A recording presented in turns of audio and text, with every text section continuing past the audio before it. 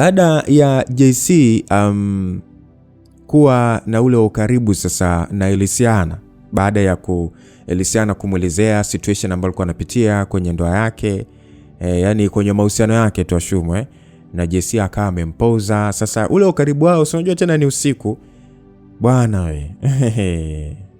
JC anasema ya kwamba baada ya Elysiana kunishika na ndipo nikataka nimwachie sasa nisije kuruhusu moyo wangu utende kwa njia ambayo ingetusababishia wote matatizo mengi. Lakini kabla tusijafanya hivyo, sauti ilisikika ikiniita jina langu, na sote tukashtushwa na sauti hiyo iliyoniita.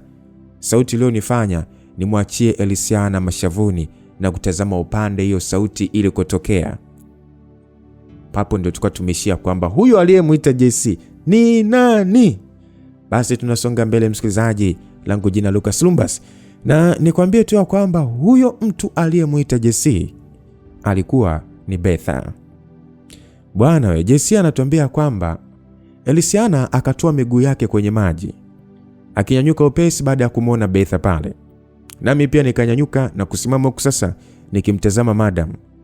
Betha alikuwa umbali usio mrefu sana kutoka tulipokuwa, akiwa amevalia koti refu jeusi lililopambwa kwa manyoya mazito kuficha nguo fulani hivi nyekundu aliyokuwa amevalia kwa ndani. Muonekano wake kichwani na usoni pia ulimfanya apendeze. Kama kawaida, akionekana kuwa ametoka mahali fulani hivi rasmi, alitutazama kwa namna fulani hivi makini baada ya kuniita vile na sisi sasa kusimama. Na naona ni jambo ambalo lilimtia wasiwasi Elysiana kutokana na jinsi alivyosogea pembeni zaidi, huku sasa akimwangalia madam bila kuacha. Kisha Betha akaachia tabasamu hafifu kunielekea lilionyesha hisia, huku sasa akifungua viganja vyake na kuvinyosha kwa chini kunielekea. Na hilo sasa likamaanisha kwamba alitaka nimfuate. Elysiana akaniangalia, mimi pia nikimwangalia, kisha nikamwacha hapo aliposimama na kuanza kumfuata Betha taratibu. Sijui ikiwa umbali wa kile kilichokuwa kinaendelea kati yangu na Elysiana tukiwa pale chini kilitambulika kwa madam au la, lakini nilimfuata huku sasa nikiwa nawaza kwa sasa angekuwa nafikiria nini. Niliombea asiwe ameona lolote lile kabisa, lakini najua hiyo ilikuwa ni ngumu. Kama angechukulia vibaya, ingekuwa ni tabu tupu kwangu mimi na Elysiana. Basi nikamfikia karibu zaidi, akiwa sasa amenielekezea viganja vyake bado, nami nikavishika kwa pamoja, huku sasa namwangalia usoni kiumakini. Betha alivutia usoni kwa upambaji wake, na nywele zake za kichwani zilikuwa nyekundu na za kizungu, zilikuwa ni fupi zilizokatwa usawa wa shingo. Lipstick yake nyekundu midomoni ilikuwa inang'aa sana, na harufu yake nzuri ilinifanya nitambue kwamba nilizoea mno kuliko nilivyodhani. Basi Betha akaniita ya kwamba mume wangu. Betha alisema hivyo na alitabasamu kwa hisia, kisha akanikumbatia taratibu na kunibana zaidi kuonyesha furaha. Mimi vile vile nikajitahidi kurudisha kumbato lake, nisijue Elysiana alikuwa katika nafasi gani sasa pale nilipomwacha. Nami nikasema ya kwamba Betha, nimemisi sauti yako. Betha aliongea hivyo, mimi nikatulia tu kuendelea kumsikiliza. Akatoa kichwa chake kifuani kwangu na kunitazama kwa hisia, mimi nikimwangalia kwa utulivu tu. Kisha akapeleka macho yake pembeni na kusema ya kwamba Elysiana, nilihisi uhitaji wa kugeuka kumwangalia mwanamke huyo, lakini nikatulia tu, na sauti yake nyuma yangu ikasikika ikisema kwamba madam. Betha akatabasamu zaidi na kusema kwamba za siku chache wifi mkubwa. Betha alisema hivyo, nikaanza kusikia hatua zikija. Bila shaka Elysiana akiwa sasa amevaa viatu na kuanza kutukaribia. Naye akasema kwamba ni nzuri madam, karibu sana, tumekukosa. Ikawa wazi sasa kwamba alifika karibu yetu zaidi. Naye Betha akamwambia kwamba same here, nimewamisi sana na asanteni sana kwa kunimiss pia, japo hamtaki kunitafuta. Alisema hivyo sasa akiniangalia, kejeli yake nikiona waziwazi. Nami nikageuza shingo kidogo kumuona Elysiana akiwa kando yetu. Elysiana akamwambia kwamba pole kwa safari madam.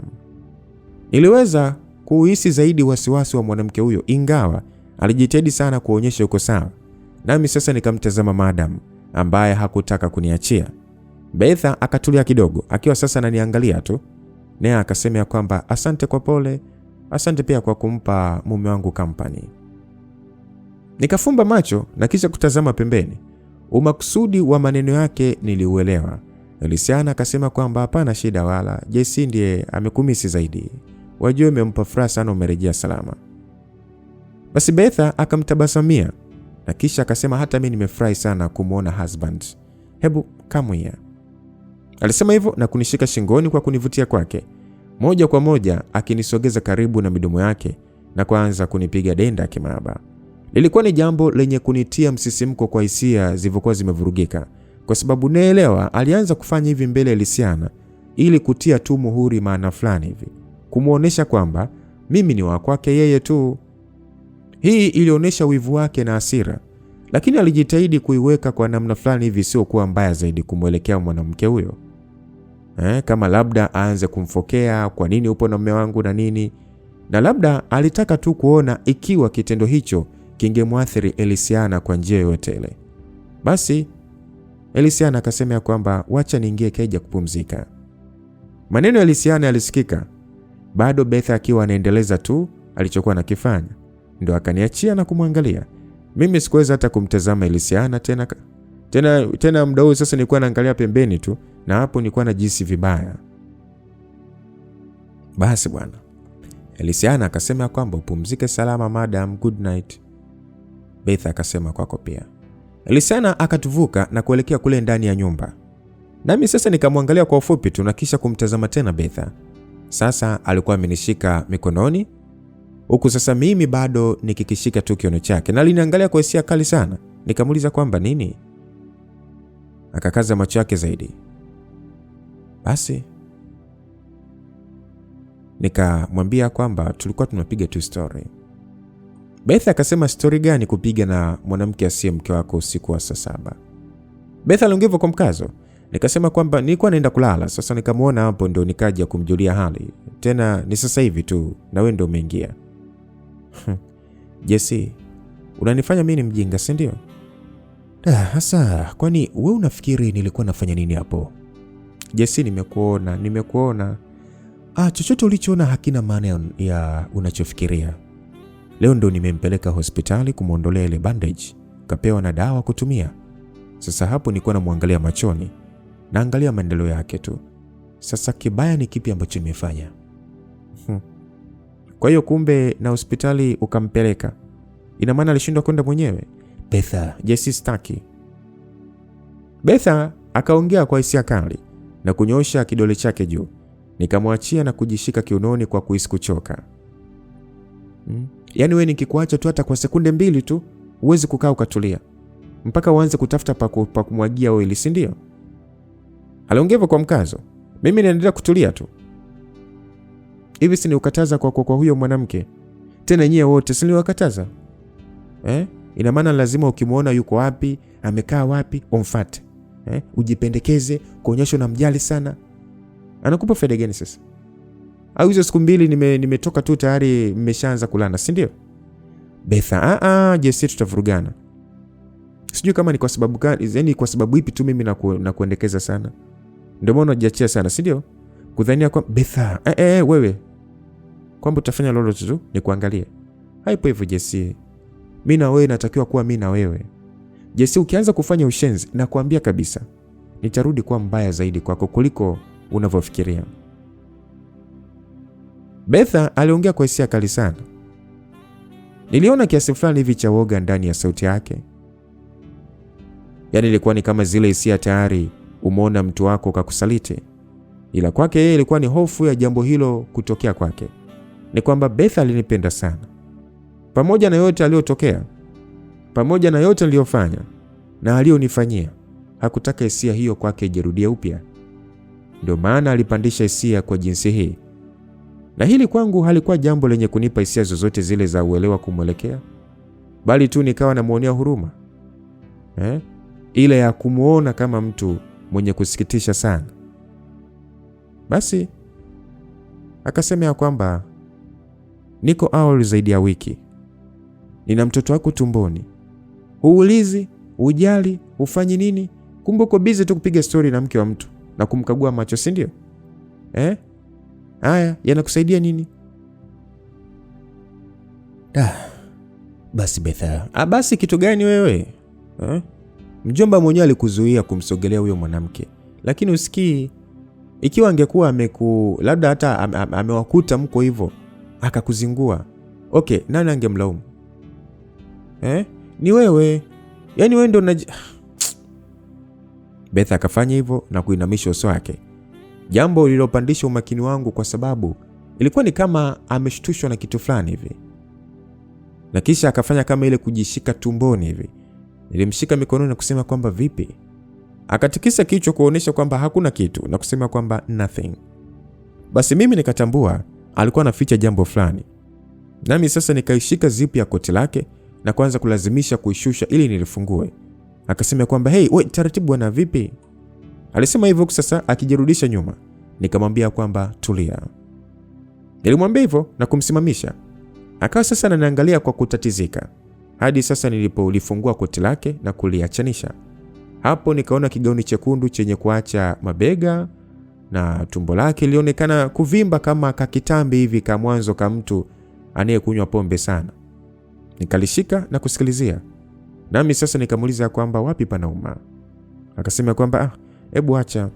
Nikamkatisha nikamwambia kwamba nijibu wapi panauma. Akanikazia macho na akasema kwamba pameuma tu chini kidogo.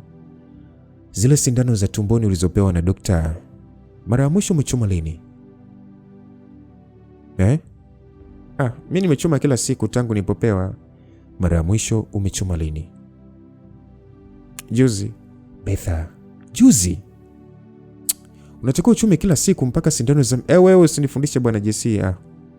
Ni wewe ndio uliyebeba ile tumbo au? Si ni mimi? Na wewe usinisemeshe hivyo. Kwani hilo tumbo ulijipa mwenyewe ama? Sasikia. Naomba uelewe ya kwamba mimi sijali unayowaza juu yangu, umesikia? Maana najua ni hilo tumbo ndio linakufanya unanipandishia hisia hata kwa vitu vidogo. Lakini usipolitunza kama unavyotakiwa, kama siwezi kuwa mpole Betha. Niliongea hivyo kwa uthabiti. Akakaza macho kiumakini na kuuliza kwamba nini? Yaani unanijali sana ama? Basi nitikisa tu kichwa kwa kukerwa. Nami nikamshika mkono na kuanza kutembea nikiashiria anifuate. Bila kupenda akaanza kunifuata kadri nilivyozidi kumkokota kuelekea ndani, na inaonekana walinzi wake walikuwa wamesimama kwa pale nje. Yaani sasa tokeo alipomwacha ingie ndani hadi yeye kutukuta mimi na Elisiana tumekaa pale.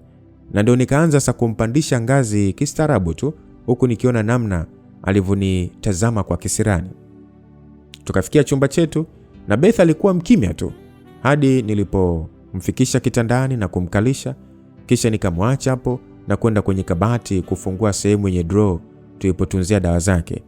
Mwanzoni kabisa Betha alipokwenda kliniki ya wajawazito, alipatiwa dawa fulani hivi kwa ajili ya kujichoma tumboni ili kusaidia ukuzi mzuri kwa afya ya mtoto, kwa sababu tulitambua kwamba alikuwa na sukari iliyopanda nyakati zisizotazamiwa. So haikuwa kwamba ana kile kisukari endelevu, no, bali kwa sababu ya mazoea yake zamani ya kunywa pombe, ya kutumia sigara, mambo ya shisha, na kujilisha tu vyakula visivyo na lishe zaidi. Sasa mfumo mzima wa mwili kumlinda na tatizo hilo ulidhoofika. Hivyo alikuwa kwenye ratiba hususan ya kutumia dawa hizo kila siku.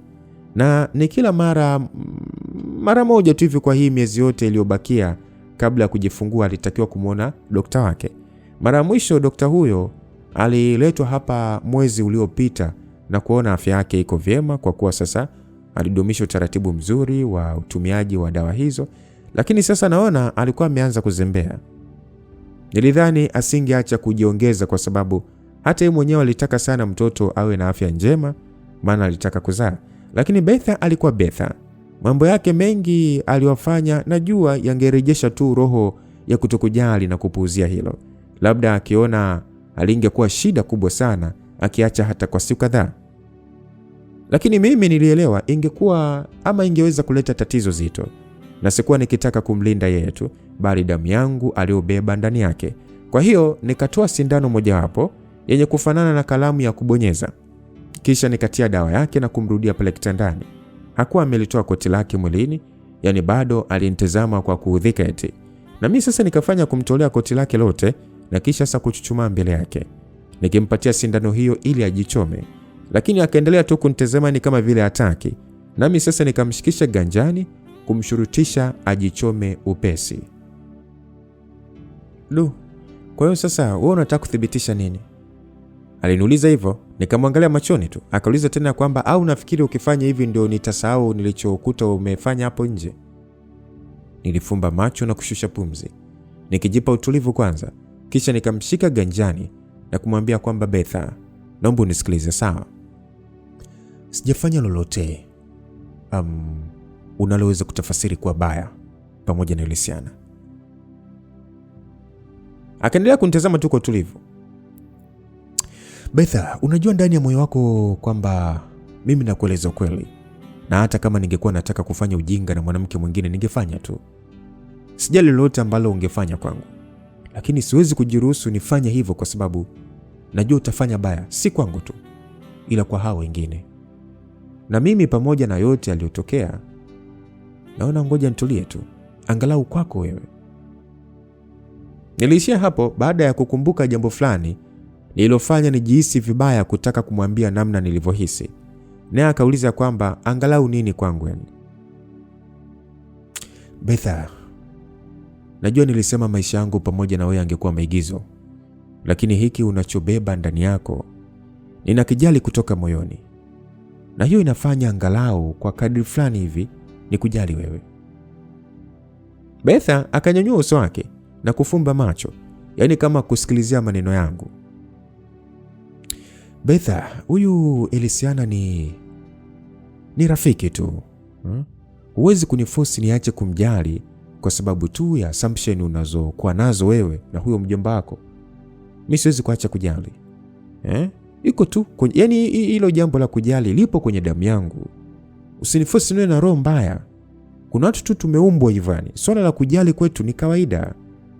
Wewe usipoona kujali kwangu kuna maana, basi ondoka. Lakini mimi sitakuwa nimepoteza. So ndivyo nilivyo.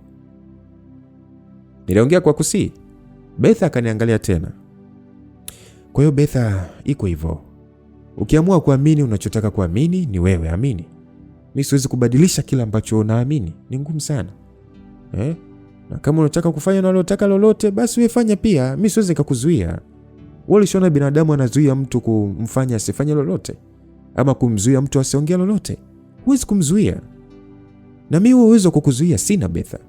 Lakini hebu naomba uzidi kuichukulia damu yetu more seriously. Nilimwambia hivyo. Sasa Betha akatabasamu kiasi na kutikisa kichwa kama kutokuamini. Naye akasema kwamba haujawahi kufeli. Yaani unajua kunipika mpaka naiva. Na nikishaiva najila mwenyewe. Betha alisema hivyo. Mimi nikatazama pembeni tu nikiwa hata sijaelewa amemaanisha nini. Betha akauliza kwamba ndo kupaniki kote kisa tu nimepitisha siku sijachoma tumbo sindano, si ndio? Nilimwangalia nikasema kwamba inaweza kuwa hatari. Hizo dawa kuconfuse siku na watu wakula pia inaweza kuleta shida kwa mtoto. Unaweza kumzaa akiwa mlemavu ujue. Betha alitabasamu kiasi na kusema kwamba wow, my hero. Nikasema kwamba acha mambo yako Betha. Hebu tia dawa sasa hivi. Basi nilimwambia hivyo Betha. Sasa Betha akakunja midomo yake tu na kutii, akiweka kipimo kilichohitajika na kisha kujichoma tumboni. Nikamwambia kwamba na anayepaniki ni wewe, sio mimi. Unatakiwa wewe unatuliza hisia bwana. Nilimwambia hivyo, akatabasamu kiasi na kutikisa kichwa kwa kusikitika. Basi nikamuuliza kwamba alafu vipi, ulikuwa unakula vizuri?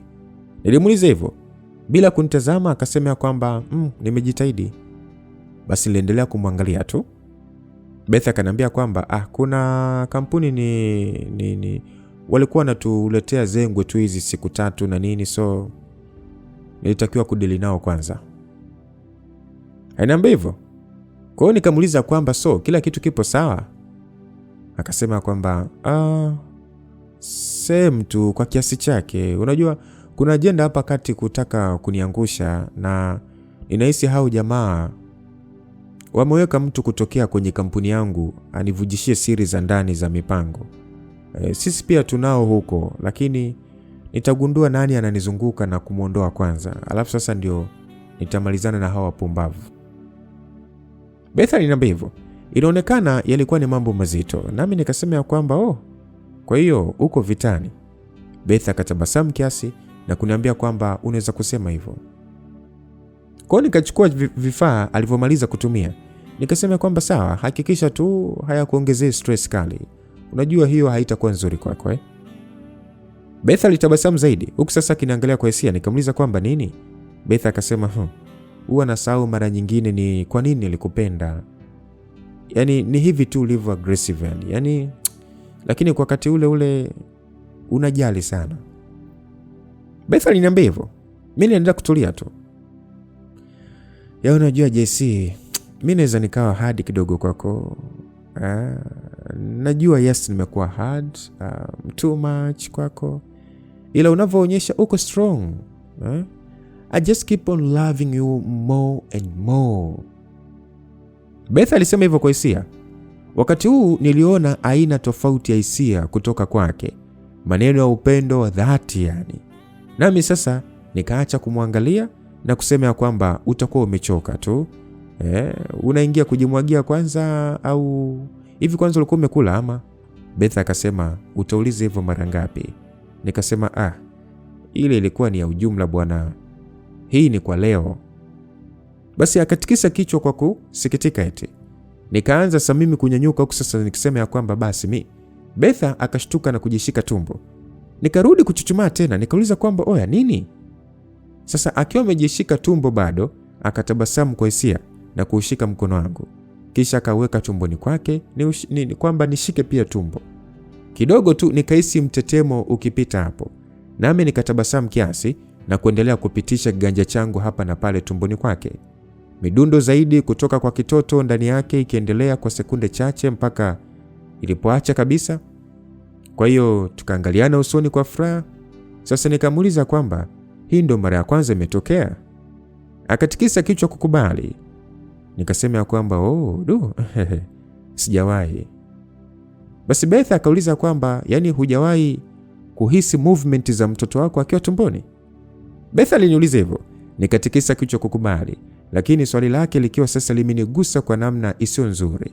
Ilinifanya nimkumbuke Miriam. Beth akatabasamu zaidi na kunishika usoni kwa viganja vyake vyote. Naye akasema kwamba huu ni mwanzo tu.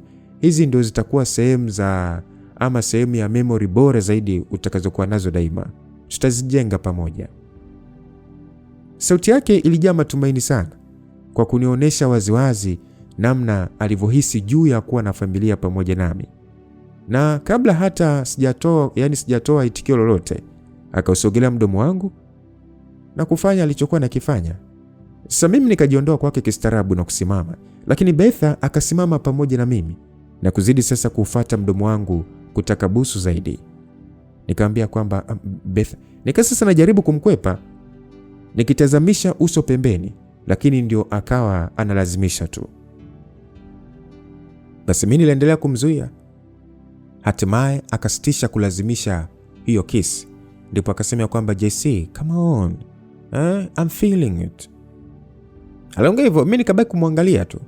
Akasema kwamba JC, please, ni mwezi sasa. Come on. Give it to me. Alinisemesha kwa njia iliyoonyesha kwamba anahitaji sana. Basi akanishika shingoni kwa mikono yote, huku sasa midomo yake ikiomba ya kwangu imrudie tena. Hapo nikiwa sasa mimi najisaka yani nisijue naepuka vipi hilo. Hii ilikuja ghafla sana, lakini naelewa labda situation ambayo ilikuwa imempanda ikutokana na yeye mwenyewe tu kuwa hivyo kwangu, ila tu ni kile kilichomsukuma zaidi kihisia kwa kipindi hiki. Na mimi sikutaka kabisa kufanya jambo hili pamoja naye, lakini tena yani ingekuwaje endapo kama ningemkatalia na kumfanya kasirike? Ule msaada wa kumgeuza mtoto angalau angeupata wapi? Sijui kama kweli kwa hiyo miezi iliyopita hakuwa ameguswa na mtu lingine huko nje. Maana sivyo usaliti ni nje, watu kusalitiana ni kitu chepesi sana. Lakini Betha sidhani. Unajua Betha hakuwa mwanamke wa namna hiyo kabisa. Yaani muhemko wake ulikuwa kwangu pekee. Hilo nilielewa. Kuna hali fulani hivi ya kutaka kujiachia kidogo iliyoniingia. Sijui yote ni kwa sababu tu ya kisa changu pamoja naye kilichotokea muda mfupi nyuma. Sasa ikanifanya mimi nilegeze mwili kiasi na hivyo kumwachia tu anivute kwake kwa mara nyingine tena. Basi Betha alinichum, na hapo sasa akijisukumia kwangu kadri alivyoendelea kunichum na kuanza kuliondoa t-shirt ambalo nilikuwa nimevaa. Kwa hiyo swala hilo litufanya sisi tuelekee katika situation nyingine. Unajua mimi nilijiona ni kama mkosaji wa hali ya juu sana kadri nilivyokuwa naendelea na kuendelea kumfanyia mwanamke huyo kitu ambacho ningejiapia kwamba nisingekuja thubutu kufanya kabisa. Sijui tu hata nilikuwa nafikiria nini. Si kwamba eti nilikuwa nimeelewa labda kumtendea mwanamke huyu namna hii, huku sasa nikiwa nakumbuka mambo alionifanyia, haikuwa rahisi. Lakini kadri nilivyokuwa naendelea kuendelea tu, hiyo hali ikawa sasa inapoa, kwa sababu nilijilazimisha kuzoea kile nilichohisi kuwa huku. Yani unajua ni kwamba yani nilikuwa nahisi kwamba mimi nipo huku kama mbwa wa huyu mwanamke. Sikuwa nimesahau hata kama alinipa ujeuri kadri gani. Kwa hiyo kuiweka pindi hiyo ndefu kwa ufupi zaidi ikawa ni kuondolea tu na nguo yake na kuanza sasa kumpa tu tiba. Betha alikuwa ni mwanamke aliyependa zaidi kutawala. Hivyo yeye angeanzisha tu fujo zake na mimi kuzizimisha mpaka wakati ambao ningemwachia tu acheze mwenyewe. Lakini alionyesha kupenda sana umakini uliokuwa nimempatia. Kwa hiyo tulijikuta tukiingia upande ama ulimwengu mwingine kabisa. Na baadaye alionekana kuchoka sana na hakuongea lolote lile baada ya hapo, tena akiwa tu ameendelea kupoa. Na tena hii hali sasa kujilazimisha kuyazoea hii situation ndio ilifanya sasa nihisi kama najiua tu mwenyewe ndani kwa ndani, lakini nisiweze kufa. Sijui kama hisia hii ingeweza ama ingewahi kukoma, kwa kuwa cha kunifanya nipate nguvu za kuikomesha mwanamke huyo alihakikisha kwamba kimefunikwa mbali sana kutoka kwangu, ambaye ni nani? Miriam. So nikajikuta naanza tena kumtafakari mimi wangu. Ilionekana kuwa kama jana tu. Sasa nikiwa hapa na Betha, ilionekana kama ni masaa machache tu yamepita nilipokumbukia alivyomfanya mbele ya macho yangu. Kumbukumbu hizo kurudi kukafanya sasa nizidi kujiona mchafu zaidi kwa kuendekeza upuuzi huu na huyu mwanamke aliyemuua mimi wangu. Lakini sikuwa na namna ya kubadili tena mambo haya. Ilitakiwa tu ieleweke kwangu kwamba Miriam hakuwepo tena, na Betha, nipende nisipende, ndiye aliyekuwa maishani mwangu. Hata kwa shingo upande iliyonyongwa kwa upande na upande, ningetakiwa tu kukubaliana na hilo. Hivyo nikaona ngoja ninyanyuke tu kutoka hapo kitandani, na Betha bado alikuwa macho, lakini usingizi ulionekana kumvuta. Akawa sasa kiniangalia tu, nami sasa nikamshika mkono na kumvuta, kisha nikamtoa kitandani nikimwambia kwamba ajisafishe upesi bafuni, wakati mimi sasa nabadili mashuka na kuweka kitanda kiwe safi ili akirudi alale kama malikia. Alionekana kufurahi mno, naye sasa akanibusu mdomoni na kutii nilichomwambia. Kwa hiyo mimi nikajituliza tu kisia zaidi na kusafisha sehemu ambayo tulikuwa tumechafua, kisha sanami nikaingia kuoga na kujiunga na mwanamke huyo hadi tulipotoka pamoja na tukapanda kitandani kulala kama wanandoa hivi ambao tulikuwa pamoja kwa muda mrefu. Kwa hiyo Jumapili hiyo nzito tukaimaliza kiaina hiyo. Hatimaye nikaamka ikiwa sasa ni alfajiri ya saa 11. Usingizi haukuwa mzito mno kwa sababu nilipumzika, japo angalau nilipumzika jana, sema tu kwa kiasi chake bado nilihisi uchovu. Sasa hiyo kushtuka saa 11 ingenifanya nirudi tena kulala, lakini nikajilazimu kunyanyuka ili kujiandaa kuondoka. Sasa Betha, yani mke wa lazima, alikuwa amesinzia tu na kuonekana ana amani yote aliyohitaji. Kumwangalia kukafanya sasa kumbukumbu za tulioyafanya jana zinirudie. Nikianza kupatwa na hisia fulani hivi za majuto kwa kuazia tu nilivyojiruhusu kutawaliwa na hii propaganda ya maisha aliyoniwekea. Hivyo nikaamua kujitoa hapo upesi ili kuwahi shughulini kwa kutotaka hisia hizo ziendelee kunikandamiza.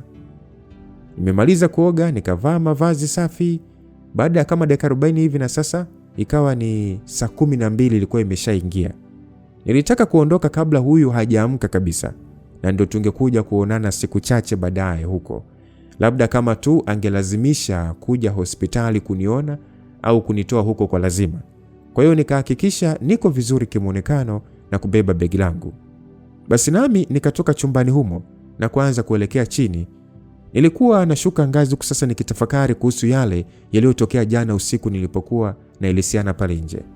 Ile hisia niliyopata kwa kumtazama ilikuwa ni nzuri mno kiasi kwamba nikataka yani nikawa natamani kama tu Betha asingerudi, labda ingekuwa wazi zaidi kwangu ikiwa mwanamke huyo alihisi kitu fulani kwangu kwa namna nilivyohisi pia. Lakini hapana, kuwaza kwa njia hiyo haikuwa busara. Beth alionyesha waziwazi jinsi alivyokuwa amechukia kinoma noma na mwanamke mwingine, na kuelewa tu yale mambo ambayo angeweza kufanya akigundua nina uhusiano na mwanamke tofauti na yeye. Kwa hiyo kungepaswa kunizuia kufikiria issue yangu na Elysiana kwa njia hii. Adelina na Miriam walikuja akilini, na sio vitu ambavyo ningetazamia ni viache vitokee kwa mtu mwingine, tena hata kama hisia zangu zingeniambia nini. Hivyo ningeondoka hapa na kwenda kujitahidi kuzima aina yoyote ya hisia zilizoamka kumwelekea Elysiana, kwa kuwa sikuona hilo nikiishia pazuri kabisa kama nikiliacha liendelee. Basi nikafika hapo chini, na kuna baadhi ya wafanyakazi wanawake waliokuwa sasa kwenye majukumu yao ya usafi na nini, ambao wakaniona pale na kunisalimia kwa heshima, na mimi nikawajibu vizuri tu na kutoa simu yangu. Nikianza sasa kuelekea nje, huku nampigia Batundui ili kumwambia asogeze gari, lakini kabla hajapokea nilisikia sauti ikiniita. Sauti hiyo iliita jina langu kutokea nyuma, ikanifanya sasa nigeuke na kusimama kujihakikishia kwamba kweli muhitaji hakuwa mwingine ila ni Elysiana. Si nilikuwa nimetoka kujitia moyo eti nizime hisia zozote zilizoanza. Yaani kumuona tu Elysiana tayari nikaanza kunyanyuka tena. Mwanamke huyo alikuwa akishuka ngazi kupitia upande wa pili wa kuta, akiwa sasa amevalia nguo ya kulalia yenye kufanana na ile aliyovaa jana tulipokaa nje pale, isipokuwa tu hii ilikuwa na rangi tofauti, na alifunika kichwa chake kwa kikofia cha hiyo nguo. Alishuka kwa njia fulani hivi ya kuniwahi, kisha akaanza kuja upande wangu, huku sasa mimi nikimtazama kwa hisia makini tu mpaka pale ambapo alikaribia mbele yangu. Yaani unajua, kwa muonekano alikuwa ni akipendeza sana, alikuwa akivutia mno sana. So ikawa ni ngumu mimi kiasi kuacha kukaza fikra zangu juu ya uzuri wake. Sasa kutoka simuni, yaani sikioni kwangu, sasa sauti ikasema kwamba saa. Nikawa kama nimeshtuka kidogo kutokana na kuzubaa, na baada ya kutambua ni Batundui nikasema kwamba yes Batu. Batundui akasema kwamba niko tayari hapa nje saa. Nikasema okay sawa, asante, ndio natoka. Nikamwambia huku sasa namtazama Elysiana aliyeniangalia kwa subra na sura yake ya upole. Batundui akajibu okay saa. Basi mimi nikashusha simu na kuikata, kisha nikamwangalia Elysiana na kusema kwamba hey, good morning. Elysiana akachia tabasamu hafifu na kusema kwamba good morning, umeamkaje? Basi mimi nikavuta fikra kidogo na kusema kwamba poa tu, sijui wewe. Akajibu vyema pia. Alisema hivyo. Kwa hiyo nikawa sasa nasubiria aseme kitu kingine, lakini yeye akatulia kama kutaka mimi ndio niongee tena. Basi nami nikamuuliza kwamba mbona mapema sana unatoka? Akatikisa kichwa kukanusha na kuniambia kwamba nilikuwa namwandaa Mira kwa ajili ya school, anatoka si muda mrefu. Nikasema oh sawa, si unampeleka lakini Akasema ya, ila nikusindikiza tu kwa nje tu, sifiki mpaka huko. Alisema hivyo na kubana midomo yake. Sasa mimi nikatikisa kichwa kuonesha kwamba nimeelewa. Nami nikasema kwamba okay, ndo naingia hospitali sasa, nafikiri tutaonana weekend. Elysiana yeye alitikisa kichwa, yaani ni kama ile sasa kunielewa. Akasema kwamba alright, niliona tu nikuage kwa sababu kuonana ni mpaka weekend. Aliongea hivyo na aliongea kwa hisia fulani hivi ambayo ilikuwa imefichwa. Nami sasa nikaendelea tu kumwangalia kwa utulivu. Akainamisha uso wake na kusema kwamba nimetaka tu kutoa shukrani kwako JC kwa last night, kunisikiliza, kwa kunipa moyo. Mimi nathamini sana. Nilitabasamu kiasi na kumwambia kwamba usijali, ni kama tu nilivyokuambia. Akasema kwamba uko hapa kwa ajili yangu. Akamalizia maneno hayo. Sasa mimi nikatabasamu zaidi kwa hisia, naye pia akatabasamu kwa namna yenye kuonyesha faraja. Akaniuliza kwamba okay, uwe na kazi njema, madam bado amelala? Nikasema amechoka, na asante kunitakia heri. Umwambie huyo katoto nitamisi sana na nitamletea zawadi nzuri sana nikirudi, ila ahakikisha anauza koki kama zote shule hadi hawafilisi wenzake. Nilisema hivyo. Elysiana akatabasamu zaidi na kutikisa kichwa kukubali. Na ikiwa ni kwa labda ile kwa kutokujali hili, mwanamke huyu akapiga hatua sasa kunikaribia zaidi na kunitazama usoni kwa namna yenye kusita. Mimi sikujua alitaka kufanya nini, lakini hapo aliniacha nikiwa nimetulia kwa kutarajia mengi ambayo yalifanya hamu fulani hivi ndani yangu ipande. Sijui hata kwa nini jamani. Ndipo akanishika begani na kuzidi kunisogelea usoni. Alafu sasa akapitisha kichwa chake kupita changu na kunichumsha shavuni taratibu. I say, unajua nilisimka zaidi hata msisimko ambao niliupata kwa show nzima alionitandika nao Betha jana usiku. Nadhani hii ilikuwa ni busu ya kuniaga tu. Si unajua uzungu na nini, si unajua Na Elysiana alionekana kuwa na huo uzungu fulani. Nasema hivyo kwa sababu nilianza kuhisi mtetemo kwenye vidole vyake aliponishika begani. Na ile sasa ameanza kujitoa shavuni kwangu. Hakurudi nyuma kabisa. Hivyo nyuso zetu sasa bado zikawa karibu. I say, hola la. Macho yake mazuri yakiwa sasa ananitazama kwa njia yenye subra. Niliangalia kwa umakini na hisia zilizozidi kukua na kukua tu. Hapo sasa pigo la moyoni likiendelea kuwa zito tu. Basi bwana, huyu mwanamke alikuwa ameanza kufanya iwe ngumu zaidi kwangu kujizuia. Unajua msikilizaji, kuna kitu alikuwa anataka kunionyesha na alitaka niwe mwenye kujiongeza ili nielewe umbali wa maana ya muonyesho wake wa shukrani kwangu. Hakuniachia begani na bado akaendelea kunitazama kwa ukaribu, huku sasa akipumua kilegevu fulani hivi. Na ndipo sote tukasikia sasa sauti za hatua kutokea nyuma yangu. Zilikuwa na uzito fulani hivi kana kwamba ni watu walikimbizana ila kwa wepesi. Kwa sababu na sauti ya kicheko kilichozibwa ilisikika, na ndipo mimi na Elysiana tukakatisha hisia zetu na kugeukia upande huo upesi kuangalia ni kina nani.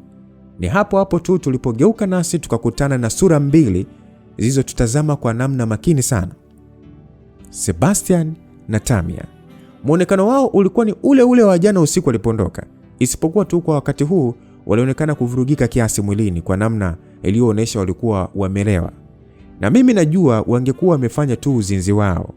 Walisimama hapo sasa wakitazama sana. Seba akiwa ameweka sura ya mkazo, huku Tamia akituangalia kilegevu kama haelewi hivi fulani yani. Elysiana alikuwa kando yangu bado, nami nikatazamana naye kiumakini ile kwa kutatizwa na jambo hilo. Seba akasema kwamba hey, nini kinaendelea hapa? Sote tukamwangalia tu. Seba akaanza kutukaribia huku sasa akinyosha kidole kumwelekea Elysiana. Akasema kwamba wewe unafanya nini na huyu mtu? Jamaa alinuka pombe msikilizaji. Na nilimwangalia kwa hisia kali sana. Na Elysiana akasema kwamba na wewe unatoka wapi na kurudi sasa hivi ukiwa namna hii? Basi Seba akamfokea akasema kwamba unaniuliza hivyo wewe kama nani? Seba akamfokea na kusogea karibu zaidi. Asa mimi nikajiweka katikati yake yeye na Elysiana, nikimtazama kwa ujasiri. Naye Seba akacheka kidogo na kupiga hatua chache kurudi nyuma. Seba akamwambia Tamia kwamba umeona? Si nilikwambia? Sikukwambia haya? Si unaona wewe mwenyewe, si unajionea mwenyewe? Seba alimwambia hivyo Tamia. Mwanamke huyo akatikisa kichwa eti kusikitika. Seba akaniangalia kusema kwamba je, si nilikwambiaje? Nami nikamuuliza kwamba kwani tatizo ni nini? Nilimuuliza hivyo. Jamaa akajifanya ajisikia akasema kwamba ati? Nikamuuliza kwamba umeona nini kibaya mpaka uulize hivyo? Nimuuliza kwa sauti tulivu tu. Jamaa akasema kwamba nilikwambia ukae mbali na mke wangu. Yaani wewe una kichwa chako yani naona kama kichwa chako kina matatizo hivi uelewi nini? Ninapokuambia ukae mbali na mke wangu uelewi nini? Nikamwambia kwamba kukaa naye mbali haiwezekani. Mimi ni dokta wake. Nimwambia hivyo, jamaa akasema kwamba unajifanya mjinga, si ndio? Unadhani sioni unavyomtaka? Seba alisema hivyo kwa ukali. Baadhi ya wafanyakazi hapo walikuja kutokea huko mbele zaidi, wakisimama kutazama kilichoendelea. Elysiana akasema kwamba Seba akasema kwamba kaa kimya. Seba alimkatisha hivyo Elysiana.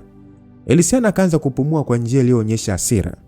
Seba akamwongelesha kiukali akasema kwamba unapenda sana kudandia tu huyu mbwa. Kwa nini? Ni hicho kioope chake ndio kinakuvuruga akili, si ndio? Basi Elysiana naye akamwambia kwamba sijafanya lolote baya. Wewe watoka usiku, unarudi asubuhi, umelewa na huyu mtoto mdogo.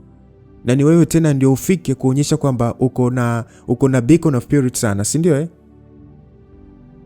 Elysiana aliongea kwa hisia. Sasa mimi nikamtazama usoni. Hiyo ndio ilikuwa mara ya kwanza namuona akiongea kwa ujasiri dhidi ya mwanaume huyo, na kiukweli alionyesha kuchoshwa mno. Seba akamuuliza kwamba what? Wanisemesha mimi hivyo? Aisee, unajua mke wako hafanyi lolote baya, umesikia eh? Na mimi sijafanya lolote baya. Kwa hiyo usihamishie hatia yako mwenyewe kwa mke wako, na kupandisha sauti sana haimaanishi ndio uko sahihi. Basi Seba akanifuata kwa kasi na kunisukuma kwa nguvu sana, jambo lilofanya nirudi nyuma kwa kuweseka na kukaribia kudondoka. Lakini sasa nikajidhibiti, na ile sasa nimemwangalia mwanaume huyo, nikamuona pale aliponyanyua mkono wake na kumpiga Luciana kofi zito sana shavuni. We! Tamia akaanza kucheka kwa dharau, huku sasa Seba akiwa anamwangalia Luciana kwa hasira. Mwanamke huyo alipodondoka chini alianza kulia. Sasa mimi nikaliachia bega langu na kumrudia mwanaume huyo. Moja kwa moja nilimrukia na kumfumua ngumi nzito sana kwenye taa yake, nasi tukaangushana chini kwa kishindo. Luciana alikuwa amejishika shavuni, huku sasa akilia kwa hisia, na baadhi ya wale wafanyakazi wakaanza kuja upande wetu, lakini hawakutufikia kabisa na kuishia tu kusimama na kutuangalia tu. Sasa nilipojinyanyua, Seba naye akajinyanyua na kunifuata kwa kasi kunirukia, lakini nikafanikiwa kumkwepa na kusababisha apitilize hadi kuangukia mtungi wa pambo moja la maua pembezoni mwa ukuta. Basi sauti ilimuita mjomba huyo akisema kwamba anko. Tamia akaita kwa tadhari na kumfuata. Sasa mimi nilikuwa nimepandwa na hasira kali kweli kweli. Walinzi wawili watatu wa nje pamoja na Batundui wakawa wamefika ndani kuona yaliyokuwa yametokea, na wawili wakaelekea pale alipoangukia Seba ili kumsaidia anyanyuke. Sasa mimi nikamfuata Luciana pale chini kumnyanyua. Alikuwa akilia kwa hisia, nami nikamwambia kwamba Luciana, nenda chumbani harakisha. Msikilizaji, ulikuwa ni muda huo huo tu nikamsikia Seba akianza kutukana kwa hasira sana. Sasa nipo mtazama, nikaona kwamba alikuwa akitokwa na damu mdomoni, na walinzi pamoja na Tamia walikuwa sasa wamemshikilia. Akaichomoa bastola mlinzi mmoja na kwa hasira akaielekeza kwangu. Nilishtuka. Basi Tamia akapiga kelele akasema kwamba anko. Tamia alipiga kelele kwa hofu na kumwachia. Luciana akapiga kelele ndogo pia kwa kuogopa, kwa kuwa Seba hakuonekana kutania aliponielekezea bastola upande wangu. Nami kwa hisia wa haraka nikamsukuma Luciana, huku sasa mimi pia nikijirusha pembeni kukwepa kilichokuwa kikija. Sasa sauti ilisikika ikiita dadi. Risasi ikasikika pa. Sauti hiyo nzito sana ilipasua anga ya umo ndani. Hali fulani hivi asintofahamu ikiwa sasa imeletwa na sauti moja kuingiliana nayo na kisha kukata ghafla. Na mimi nikiwa chini sasa nikanyanyua macho kumtazama Seba pale alipokuwa. Alielekeza bastola sehemu ambayo kama bado ningekuwa nimesimama, risasi aliyofyatua ingenipiga mimi. Lakini sasa alikuwa akishusha mkono wake, huku sasa akikodoa macho kwa kilichokuwa kimeonekana kuwa mshangao. Sasa si ndio ile kugeuka nyuma upande wa ngazi, na hapo nikamuona binti Amira akiwa amezidondokea ngazi huku damu zikimtoka kifuani. Luciana maskini pale pale alipokuwa chini alianza kulia akimuita Amira, naye akaanza kutambaa kuelekea sehemu ile ambayo binti yake mpendwa alikuwa amedondokea. Nilibaki chini hapo nikiwa nahisi msisimko mbaya zaidi kwa hofu ndani yangu, mapigo mazito sana ya moyo yakifanya mpaka miguu yangu isiisike vyema, nikiwa siamini kilichokuwa kimetokea. Luciana alimfikia mtoto pale na kuanza kujitahidi kumwamsha. Alikuwa analia akiita jina lake.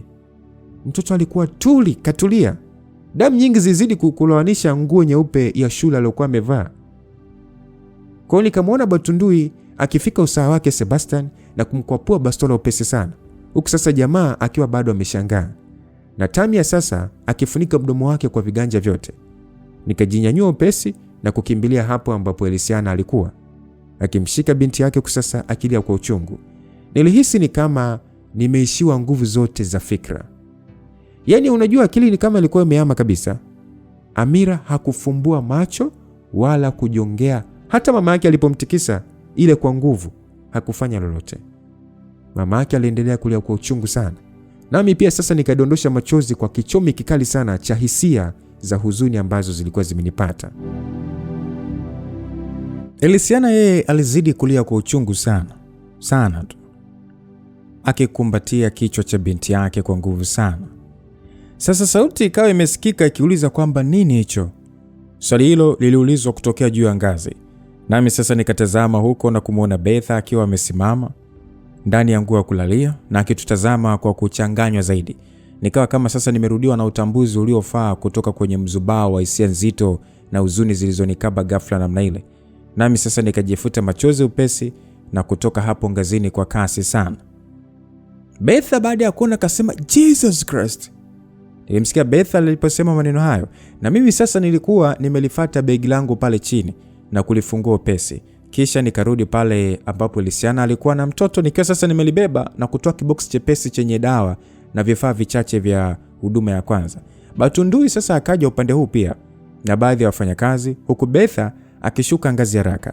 Nami nikamshika Elisiana ili sasa nimwachanishe na mtoto na kuanza kutoa huduma ya kwanza. Sasa Betha akasema kwamba Batu, I say, ambulance hapo, fanya faster. Betha alisema hivyo kwa kuamrisha. Jamaa akajibu kwamba yes madam. Basi Elisiana bado alilia sana. Nami nikamwambia kwamba Elisia, hebu naomba nimwangalie mtoto. Basi Elisiana akawa analia tu bila kutaka kumwachia Amira. Betha akachuchumaa karibia tu. Na ni hapa ndio nikatambua kwamba alishika bastola mkononi. Labda ni kutokana na mshtuko wa risasi na kutokujua yaliyotokea. Kwa hiyo alibeba tu bastola kwa tahadhari. Naye akauliza kwamba Jesse, kimetokea nini? Nikamjibu kwa siri kwamba muulize mjomba wako. Betha akatazama nyuma yetu kule. Bila shaka alimwangalia mjomba na mdogo wake ambao sikujua walisimama vipi kwa wakati huo. Nikamwambia kwamba Elisia, tafadhali. Nimwambia hivyo Elisiana. Elisiana sasa akakiachia kichwa cha binti yake kwa sasa bado akilia. Nami sasa nikamwangalia Amira vizuri zaidi. Shati lake laini ilionekana kutoboka na kung'ang'ania ngozi yake sehemu ya kifua upande wa kushoto, eneo la moyo yani. Nami nikachomoa kisu kidogo laini na kuanza kuichana kwa uangalifu. Nikaiachanisha kabisa na kutazama jeraha lake. Lilikuwa kwa juu zaidi kuelekea bega na sio kwenye moyo, yani upande ambapo kuna kispace kukaribia kwenye bega. Hapo ndipo risasi ilipomdunga mtoto. Kwa hiyo damu zilivujia hapo bado.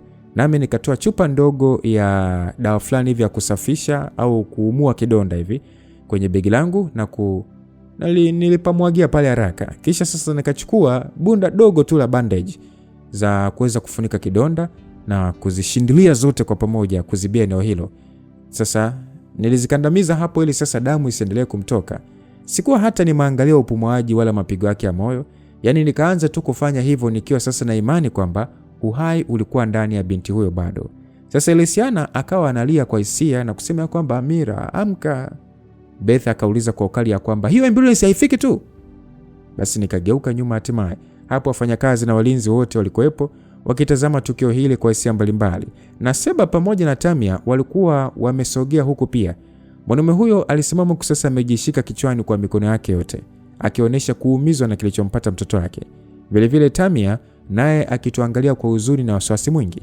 Batundui sasa akaja karibu zaidi na kusema kwamba nimewajulisha inaweza kuchukua dakika nyingi kufika madam. Baada ya Batundui kusema vile, nikamwambia kwamba hatuna muda wa kusubiria ambulance. Batu, hebu kawashe gari. Nimwambia hivyo kwa sauti kuu. Batundui akasema kwamba yes sir. Batundui alisema hivyo na kuharakisha sasa kwenda nje. Basi kitendo changu cha kwanza kumnyanyua Amira upesi kikayakatisha maneno hayo ya Betha baada ya kusema kwamba subiri kwanza Jesse, hiyo ni hatari, ni bora. Kwa hiyo maneno yake niliyakatishia hapo. Nami nikamwambia kwamba mlinzi mmoja wapo kwamba njoo wewe, tia pressure hapo. Niliongea kwa kuamrisha na mlinzi huyo aliposogea kweli akakandamiza ile sehemu ya jeraha niliyokuwa nimeziba. Kisha sasa tukaanza kuelekea nje huku sasa Elisiana akifuata kwa ukaribu bila kilio chake kukoma. Basi Sebastiani alimuita Elisiana na kutaka kumshika mkononi, lakini mwanamke huyo akaukwepesha mkono wake kwa nguvu na kumpamia Tamia alipowapita, akionyesha kutokujali lolote lile zaidi ya binti yake tu. Mimi pia hapa nilichokuwa na jali zaidi ilikuwa ni kumwaisha mtoto ili aweze kupata tiba. Hivyo drama zingine zingetakiwa kusubiria kwanza kwenye foleni hadi sote tupate uhakika wa jinsi hali ya binti huyu ingekuwa. Yani liliuma sana. Kwa tukamtoa Amira hapo ndani mpaka kulifikia gari langu, Batundui sasa akiwa ameshaliwasha. Kwa hiyo na milango ilipofunguliwa tukamuingiza pale. Hapo saka alikaa, nilikaa pamoja naye, yani mtoto. Nilikaa mimi, Elisiana na mtoto tukiwa sasa pamoja siti hizo za nyuma. Na mlinzi wake Elisiana aliingia siti ya mbele kukaa pamoja na Batundui. Niliweza kuona Betha, Seba, Tamia na wafanyakazi wakiwa sasa wametoka kwa pale nje pia. Na mwanaume huyo alikuwa kama akiwaamrisha walinzi waliobaki sijui walilete gari lake upesi, na sisi tukawa sasa tumeshaanzisha mwendo kutoka eneo hilo haraka iwezekanavyo. Elisiana alizidi kulia na kulia kadri ambavyo Batundui anajitahidi sana kuendesha gari kwa spidi zote. Nami sasa nikawa namfariji kwa kumwambia kila kitu kingekuwa sawa na Amira angekuwa sawa. Nijaribu kumtia moyo kwa namna hiyo, ingawa sikuwa na uhakika kama hilo lingekuwa kweli, lakini nikamuomba Mungu kimoyomoyo kwamba aweze kufanya wepesi juu ya hili, kumwezesha binti Amira aweze kuwa sawa tena mbele ya hii safari. Kwa hiyo tukaifikisha hospitali gari hiyo ambayo tulianza nayo safari kutokea nyumbani mpaka hapo hospitali ambapo nilikuwa nafanyia kazi, ambapo ni Topel, ikiwa sasa ni kama dakika 10 tu zimekatika tukiwa mwendoni. Ase Batundui alijua kukimbiza gari. Aliingia eneo la hospitali kwa kasi ambayo iliwashtua wengi, na alikuwa ni mwenye ufundi wa hali ya juu kuhakikisha kwamba tunakuwa salama licha ya warakishi wake. Kwa hiyo alionyesha kupigania pia uhai wa mtoto uliokuwa hatarini sasa, na naweza kusema kwa hilo angethaminiwa sana. Kwa hiyo tukaanza kushuka, ikiwa sasa ni usawa wa milango ya kuingilia hospitali, lakini kwa upande wa nyuma na si kule mbele sasa kuelekea mapokezi, watu waliangalia upande wetu zaidi, na walinzi wa hospitali kufuata gari yetu kutokana na fujo ambayo alikuwa ameingia nao Batundui hapo, kukiuka utaratibu. Lakini ni baada ya mimi sasa kushuka na mtoto akionekana kuloa damu nyingi, ndio ikaeleweka zaidi ni kwa nini hilo lilitokea. Na hatukujali kingine hapo isipokuwa tu kumwaisha tu Amira huko juu. Ilikuwa ni bahati nzuri tukakutana na lifti ikiwa chini tayari kupanda juu, nasi tukaingia humo na mwendo wa kuelekea magorofani zaidi ukianza. Amira alibebwa na mlinzi kwa sasa, baada sasa ya mimi kumpatia ambebe ili nipige simu kule juu, na Elisiana bado alilia, lakini wakati huu kwa sauti ya chini, huku sasa akisaidia kukandamiza jeraha la binti yake. Sasa mimi nikafanikiwa kumpata daktari mmoja hivi ambaye tulifanya naye kazi za upasuaji na kumuuliza kwa ufupi kile ambacho tulikileta huko juu, na kwa kushangaa kiasi akasema tayari alijua na tulisubiriwa ili sasa utaratibu wa kuokoa maisha ya mtoto ufanyike upesi. Ikaeleweka kwamba ni Betha ndiye aliyekuwa ametuma maagizo mapema sana. Kwa hiyo nimeshusha tu simu yangu kutoka sikioni na milango ya lifti ikafunguka tulipofikia gorofa la 5 ambako ndiko theater za upasuaji zilikokuwa. Na hapo sasa kwa nje kulikuwa kuna wauguzi kadhaa waliosimamisha kitanda cha magurudumu tayari kutupokea. Upesi mlinzi sasa akamlaza mtoto hapo na kitanda kikaanza kuendeshwa haraka, huku sasa sisi tukifuata kwa ukaribu zaidi. Sasa tulipofikia milango milango mipana ya kuingilia theater, wauguzi wakaambia kina Elisiana na mlinzi kwamba wasubiri hapo. Na huko ndani tayari madokta walikuwemo wakisubiria mgonjwa aingizwe. Milango ikafunguka, kitanda kikasukumwa kuingia huko sasa dokta niliyempigia muda ule akionekana kwa hapo ndani. Naye sasa akaniambia kwamba niharakishe kwenda kutia mavazi kwa ajili ya kazi ili niweze kuwapatia msaada pia. Kwa hiyo nikakubaliana na hilo na kumwangalia Elisiana ambaye alifunika mdomo wake kwa viganja, huku sasa akizunguka kwa kuonekana anapata tabu kali sana moyoni. Nami sasa nikamwambia kwamba nitarejea baada ya muda fulani na kumsia jikaze. Sikutakiwa kuchelewa kuingia humo theater, ili hali roho ilinitaka nibaki hapo kumfariji Elisiana. Hivyo sasa nikafanya kama nilivyoagizwa. Haraka tu nikaenda kujisafisha na kuvaa nilivyopaswa kuvaa, kisha sasa nikarudi tena na kuingia theater ili sasa kujiunga na kazi iliyokuwa imeanza kufanywa. Amira alikuwa hai bado. Asante sana kwa Mungu, lakini mapigo yake ya moyo yalififia mno. Hivyo ikawa ni kazi kubwa ya kumfanyia upasuaji, ukitegemea sasa na umri wake, si unajua tena afu tena na nguvu ya risasi, damu nyingi iliyompotea. So niliweka umakini wangu wote kusaidiana na madokta kumwokoa huyo mtoto, na hatimaye tukafanikiwa kumwondolea risasi hiyo hadi kuanza sasa kufunika jeraha lake. Ikiwa sasa risasi ingekuwa imepiga sehemu hata ndogo tu ya eneo la moyo wake, yani hata kidogo tu, mtoto huyu angekuwa ameshakufa. Yani hata tu, yani kidogo tu, yani nusu ya kucha lako la kidole chako cha mwisho kwenye mkono risasi ingegusa, huyu mtoto alikuwa amesha dead kule kule nyumbani, lakini ilimtoboa sehemu ya juu kuelekea bega na kupasua mfupa wa kwenye kiunzi kilichounga mkono au bega kufikia shingo. Kwa hiyo kazi ilikuwa ni ndefu, kuweka na vifaa vidogo vya mwanzo kumuingizia sehemu ya nyama zilizochanika vibaya kabla ya kupafunika. Ilitakiwa tufanye hivyo kwanza mpaka kuhakikisha usalama endelevu wa mtoto. Ndio issue ya kuja kumwekea kifaa sasa cha kuunga mfupa ndani kwa ndani ingefuata. Kwa hiyo kufanya hivyo sasa, kwa hiyo of course kufanya kwa muda huu ingekuwa ni hatari. Kwa hiyo Amira angetakiwa kupitia upasuaji wa mara 2. Ilikuwa ni kutoka kwa dokta huyu na kuingia kwa dokta yule, tangu saa 1 mpaka saa 6, ili sasa kuhakikisha mtoto anatoka salama. Tulihakikisha tunampa uangalizi mkubwa sana. Nyakati nyingine tulishtushwa pale ambapo mapigo yake ya moyo yalishuka mpaka kukoma kabisa, lakini kwa jitihada za kutokukata tamaa tungemrudisha tena kwenye uzima na kuendelea kukaza hadi kufanikiwa kumweka kwenye hali tulivu zaidi. Nilimshukuru sana Mungu. Sijui tu mama yake alikuwa kwenye hali gani kwa huko nje. Ni lazima tu aliwaza sana kutokana na masaa mengi kupita, ila najua angefarijika kiasi kwa taarifa ambayo dokta mkuu wa upasuaji huu angekwenda kumpatia muda si mrefu. Sasa ikawa ni kuacha madokta kama 2 na wauguzi wakuu kumwangalia mtoto, wakati mimi sasa yule Dr. Christopher na huyu mkuu aliyeitwa Douglas kutoka humo, ili sasa kwenda kuwapa taarifa wapendwa wetu waliokuwa wakisubiria kwa nje.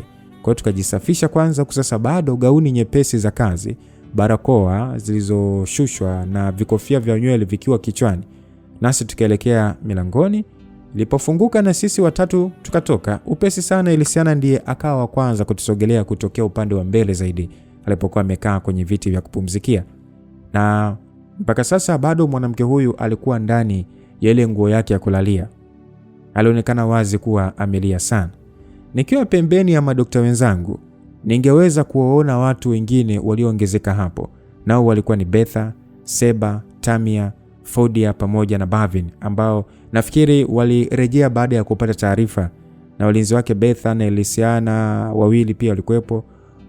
Wanaume wengine 3 wenye umri mkubwa walikuwa hapo pia, wakisimama kando yake madam, kwa kuonekana kuwa ni kama waandamani wake kutoka kwenye kampuni kwa namna tu walivyovalia kwa urasmi.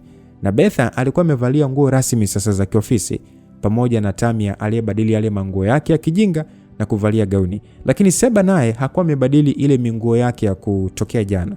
Wote wakasogea pia kutuelekea. Sasa Elisiana akauliza kwamba Doctor, how is my daughter? Amira yuko vipi Elisiana akauliza hivyo kwa pressure nyingi sana. Dr. Douglas akasema kwamba Amira atakuwa sawa. Madam Elisiana, ondoa shaka kabisa kwa hilo. Elisiana sasa akafunika mdomo wake, kusasa machozi yakianza kumjaa, nikiona amehisi faraja tele moyoni. Sasa Fodia akasema kwamba asante Mungu, aisee tuliwaza sana jamani. Aliongea Fodia akimkaribia Elisiana na kumshika mabegani. Sasa Seba akainamisha uso wake kushusha pumzi, akionekana kutoa pressure. Basi Dr. Douglas akawaambia kwamba tunapambana kumweka awe stable zaidi, na baada ya muda fulani itakuwa ni ku undergo surgery ya pili kumuungia mfupa wake begani, lakini kwa ufupi ameumia vibaya sana. Basi baada ya Douglas kusema hivyo, Ford akauliza kwamba kwa nini msimtilie hivi sasa. Dr. Christopher akasema kwamba hiyo inaweza kuleta situation ya tarishi, kama daktari alivyosema inabidi mpaka awe stable zaidi. Sasa mimi nikawa namtazama Elisiana tu. Elisiana akauliza kwamba naweza kumuona mwanangu daktari? Sasa Dr. Douglas akasema kwamba ndio. Wanafanya process fulani fupi, then watamtoa kumweka kwa chumba chake private, kwa hiyo utaweza kumuona. Ila Elisiana akamwangalia kwa makini na kuuliza kwamba ila nini? Ni kwamba tu fahamu zake hazitaweza rejea for some undefined period, kwa hiyo ataingia kwenye koma muda mrefu. Daktari alisema hivyo. Elisiana akahuzunika na kujifunika mdomo, akianza kudondosha machozi, nami nikawa sasa nikimtazama kwa huruma sana. Seba alijikuta akisema ya kwamba what? Swali hilo likaulizwa na Seba, na sisi sote tukamwangalia. Akasogea hadi karibu zaidi na Dr. Douglas na kusema ya kwamba hiyo ndio nini? Kwa sababu ipi yani aingie koma? Yani mnashindaje kumwamsha? Fordia akamuita Seba kumzuia. Sasa Seba yeye alionekana bado ana hasira sana, akisema kwamba yani hicho ndicho ambacho tunawafanya nyie kuwalipa pesa eh? Kama nyie ndio the best, mnatakiwa mfanye kila jambo kumrevive mwanangu. Go back and make her fine again. Sebastian akamfokea Dr. Douglas. Nilishikwa na hasira nyingi sana. Na kabla sijatenda lolote, Beth akasema kwamba uncle, naomba rudi nyuma. Aliongea kwa utulivu tu, akiwa amempa onyo kwa njia isiyo ya moja kwa moja, na mjomba wake akamgeukia kumtazama. Beth akasema kwamba sogea pembeni. Beth akamwambia hivyo kwa makini sana. Madokta wakaniangalia kwa kutatizwa, na mimi sasa nikawa namtazama Seba alipotii maneno ya Beth na kurudi nyuma, huku sasa akiweka sura iliyoonyesha hasira. Elisiana akawa sasa amefunika tu uso wake kwa viganja, akilia kwa kuhisi huzuni zaidi kutokana na hilo alilosema dokta, na Fordia akaendelea kujitahidi kumpoza. Beth akasema kwamba nini kinahitajika ku speed up recovery ya mtoto. Douglas akasema kwa kuwa amepoteza blood amount kubwa, itatakiwa tu aongezewe zaidi, na kuna dawa za kuendelea kumwekea, atawekewa. Hatuwezi jua atachukua muda gani kurudia fahamu, lakini inategemea madam. Sasa Beth akasema kwamba itategemea nini bwana? Hivi nyema dokta gani nyema mnashindwa hata kufanya mtoto mdogo amke? Seba aliongea hivyo tena kwa hasira. Beth akasema kwamba Dr. Douglas, asante sana, mnaweza kuendelea na majukumu yenu mengine. Beth alisema hivyo. Sasa Dr. Douglas na Christopher wakaanza kuondoka. Seba akamsogelea Beth karibu na uso wake, akisema kwamba B, how dare you? Beth akabaki kumtazama tu kwa utulivu. Sasa nani huyu Seba? Akasema kwamba yani kwa kazi hizi wanivuta chini mbele ya hao madaktari wasiojielewa. Unashusha vipi hadhi yangu kwa ujinga wao? Seba aliongea hivyo akimwambia Beth. Sasa Tami akamuita mjomba wake akisema kwamba uncle. Sasa kuna mzee mmoja wapo akasema kwamba Mr. Sebastian. Mzee mmoja aliongea hivyo, ni mwandani, yani ni kama mwandamani wake Beth, akamuita pia kama kumzuia asiongee. Beth akasema kwamba uncle, ni bora utoke mbele uso wangu before I make this mess. Beth alisema hivyo. Seba akasema kwamba nini? Beth akasema kwamba kati ya wote walio hapa ni wewe ndio unatakiwa ukae kimya. Ni makosa yako. Kwanza huyo mtoto yuko humo sasa hivi ni kwa sababu yako. Kwa hiyo usitaki kunipanda kichwani. Toka mbele yangu. Toka mbele yangu while I'm still asking nicely. Beth aliongea kwa sauti makini. Si kwamba Beth alikuwa mtu wa haki sana, lakini Beth alionyesha waziwazi jinsi alivyochukia mwenendo wenye kukera wa mjomba wake. Na mimi bado nikawa nimesimama pale pale na kumtazama Elisiana alipoendelea kubembelezwa na Fordia. Asa Seba naye akaonekana kuudhiwa sana na jambo hilo. Naye akasema kwamba B, seriously? Unajua singekuwa. Aliishia hapo hapo tu. Kisha akanigeukia kunitazama kwa kuta sasa nimemwangalia kwa umakini pia. Alikuwa anatafuta njia ya kujikosha naona. Na kwa kukosa kuungwa mkono na malikia wake, akamsogelea Fordia aliyekuwa amemkumbatia Elisiana kifuani na kumshika mwanamke huyo. Basi Seba akasema kwamba Elisia, look at me, nisikie. Seba akasema hivyo, huku sasa akiuvuta mkono wake. Lakini Fordia akasema kwamba Seba, hebu muache bwana, ukoje wewe? Fordia akamwambia hivyo. Seba akasema kwamba nataka kumsemesha mke wangu. Naomba umwachie. Elisiana akajitoa kifuani kwa Fordia na kumwangalia mwanamume huyo, macho akiwa mekundu kwa kulia sana. Seba akasema kwamba hii yote ni makosa yako. As much as ni makosa yangu pia, ila hakuna anayetakiwa ku play victim hapa. Wote ni wakulaumu. Seba aliongea hivyo.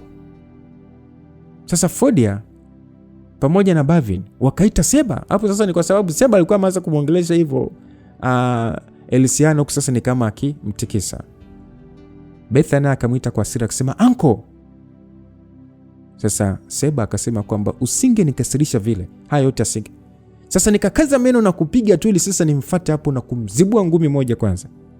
Pale Elisiana sasa alipotoa mkono wake kwa mwanamume huyo na kumpiga kwa kutumia goti kwenye sehemu zake za siri, Seba akatoa sauti ya kuumia na kulegea, akijikunja sana kujishika hapo kati. Sasa mimi nikasitisha hatua zangu. Naye Elisiana akamsukuma kwa nguvu zaidi mpaka Seba akadondoka chini. Sasa walinzi wake Beth na Elisiana wakaja upande huu kuzuia jambo hilo. Naye Fordia alikuwa amesogea pembeni kwa sasa Bavin akitukaribia pia. Nikamwangalia Elisiana na kuona namna ambavyo alipumua kwa hasira nzito mno. akimtizama Sebastian chini hapo, sasa machozi yakianza kumtoka tena. Mjomba mtu akawa sasa amelishika, yani kwamba ni kama amelishika lile eneo ambapo kuna ATM zake, huku sasa akikaza maumivu. Nami nikamsogelea Elisiana na kusimama nyuma yake. Elisiana akasema ya kwamba shetani mkubwa wewe, I'm going to kill you. Elisiana aliongea hivyo kwa sauti yenye maumivu sana. Seba alikuwa akiugulia tu maumivu yake, na walinzi walipojaribu kumnyanyua akagoma kwa kuipiga mikono yao. Sasa Tamia akamwambia Betha kwamba dada, yani unamwachia huyo mwanamke amfanyie mjomba hivyo? Betha akasema kwamba shut your mouth. Tamia akatulia.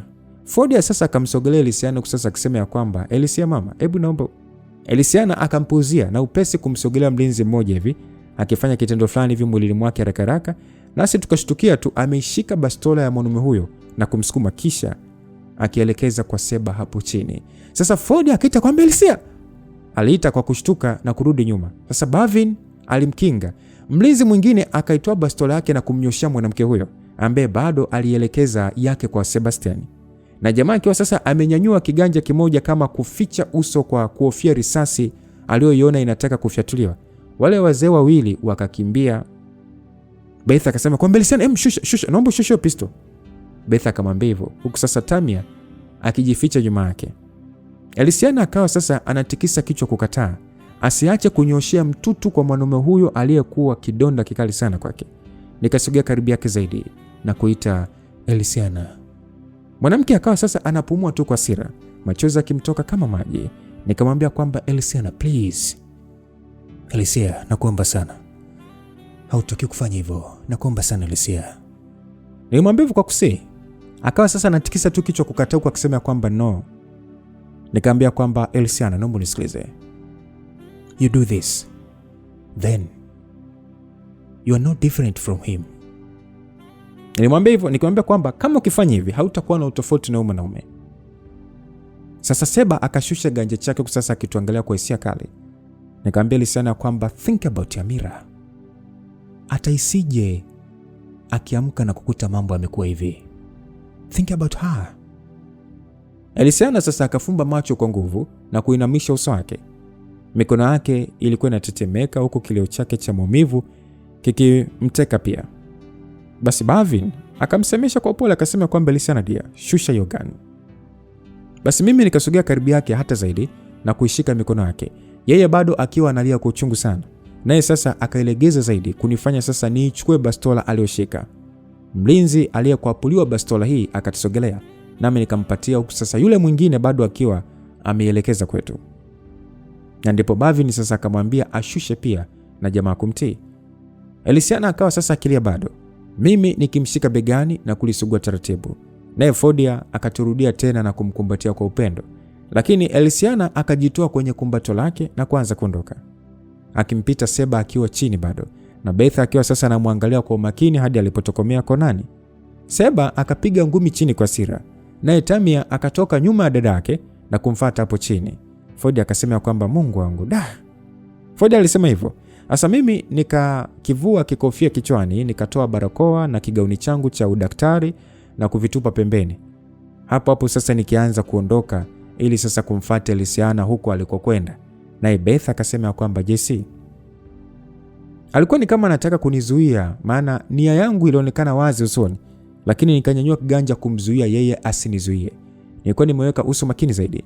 Nami sasa nikampita tu hapo na kufikia korido pana upande wa pili, nikimwona Elisiana sasa amesimama mbele ya milango ya lift, sasa ameziba midomo yake kwa ganja. Nikaanza kumwelekea. Milango ya lift ikafunguka na yeye sasa kuingia, huku sasa kukiwa na watu wachache humo. Nami nikamwahi kabla ya milango haijafunga na kuingia. So niliingia tu ndani humo na moja kwa moja kumfikia yeye akiwa sasa amejibana mwishoni. Nami sasa nikamkumbatia kwa orolo bila kujali waliokuwemo kututazama.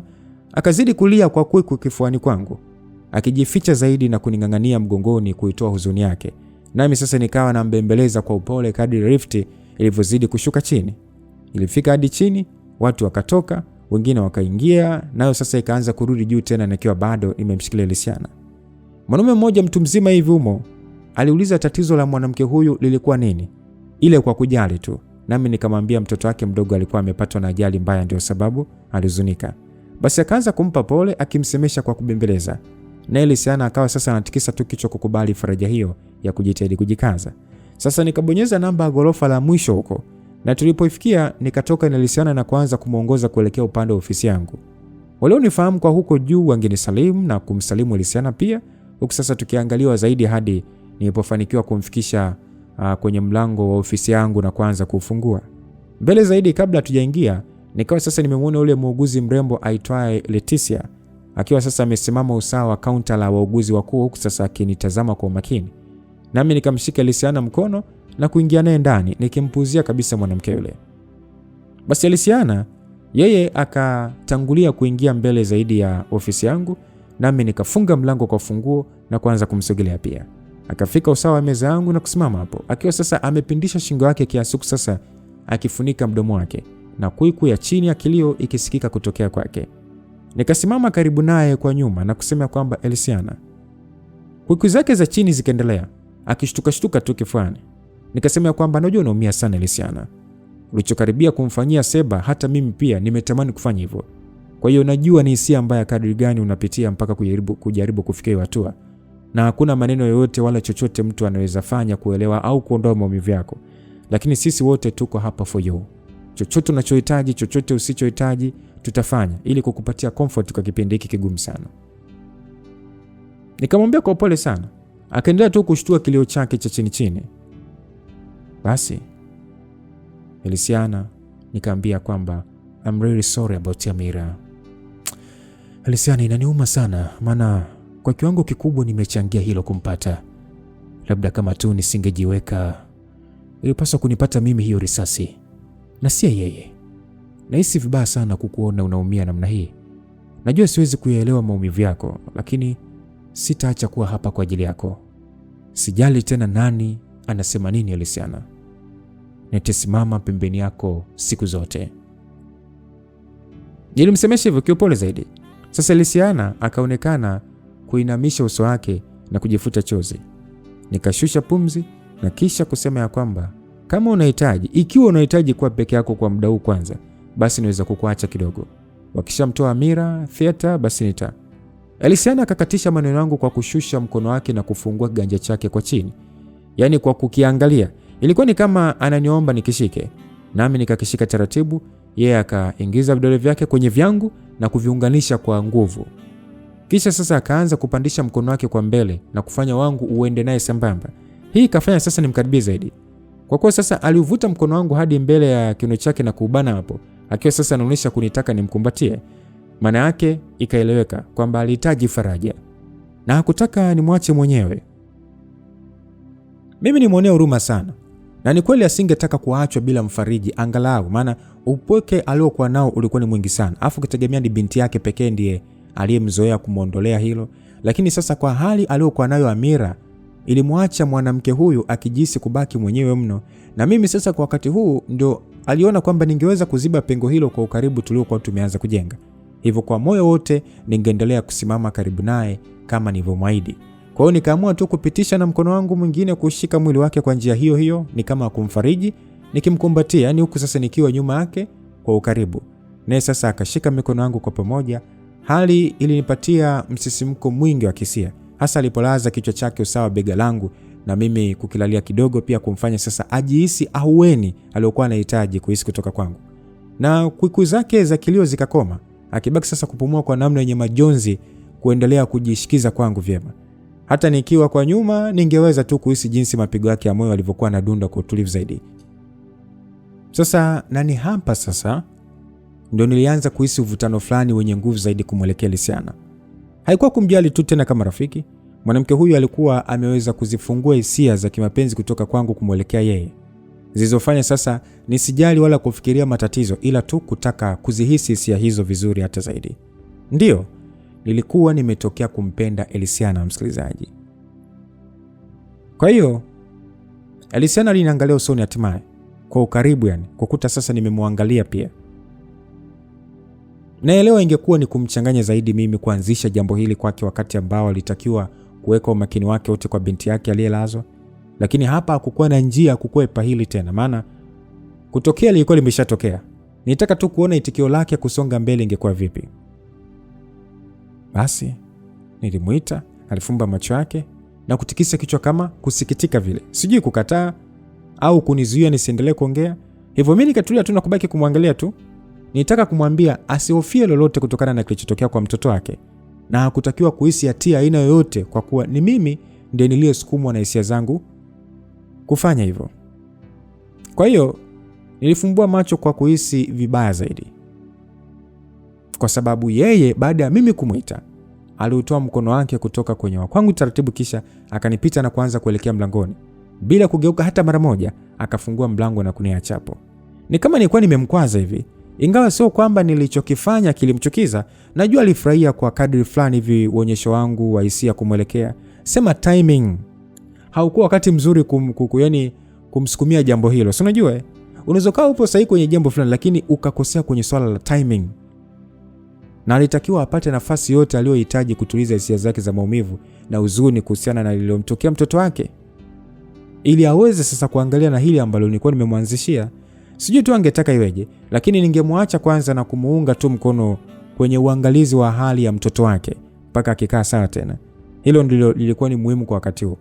Kwa hiyo hisia bado zilikuwa zimenikaba. Yani hapo kati, yani unajua, yani hapakutaka nikupoe. Sijui tu Alisiana alikuwa amenifanya nini. Ndio dakika kama 3 hivi zimekata, nikavaa koti lingine jeupe la kidaktari yani, na kutoka pia ofisini kwangu ili sasa kwenda kuangalia hali ya binti Amira. Ikiwa sasa walikuwa wameshamuondoa chumba cha upasuaji, wakati nikiwa sasa naelekea kupanda lift nishuke ghorofa za chini, nikakuta sasa lift yenyewe ikiwa sasa chini kuja juu. Hivyo nikaamua tu kushuka kwa kutumia ngazi hadi kufikia ghorofa la 5 na kuanza kuelekea pale tulipotoka na Alisiana muda ule. Ile napita pembezoni mwa ghorofa hilo kuangalia kule chini kabisa, ukanifanya niweze kumuona Betha. Nikasimama kwanza na kumwangalia kwa makini. Alikuwa pamoja na wale wanaume wenye umri mkubwa ambao walikimbia muda ule Alisiana ameshika bastola pamoja na mlinzi wake bouncer, na walitembea tu kwa kumfuata madam walipokuwa akikaribia sehemu ambayo gari lilikuwa limeegeshwa. Na hapo sasa karibu alisimama Batundui. Betha alimfikia Batundui na kusimama karibu naye, huku sasa waliomfuata wakisimama hatua kadhaa nyuma kama kumwachia nafasi ya peke yake pamoja na mlinzi wangu huyo. Kisha akaanza kumsemesha. Alimsemesha kwa namna fulani hivi iliyoonyesha hisia kali, yani kama anamfokea, lakini ilikuwa ni kwa njia iliyofichwa.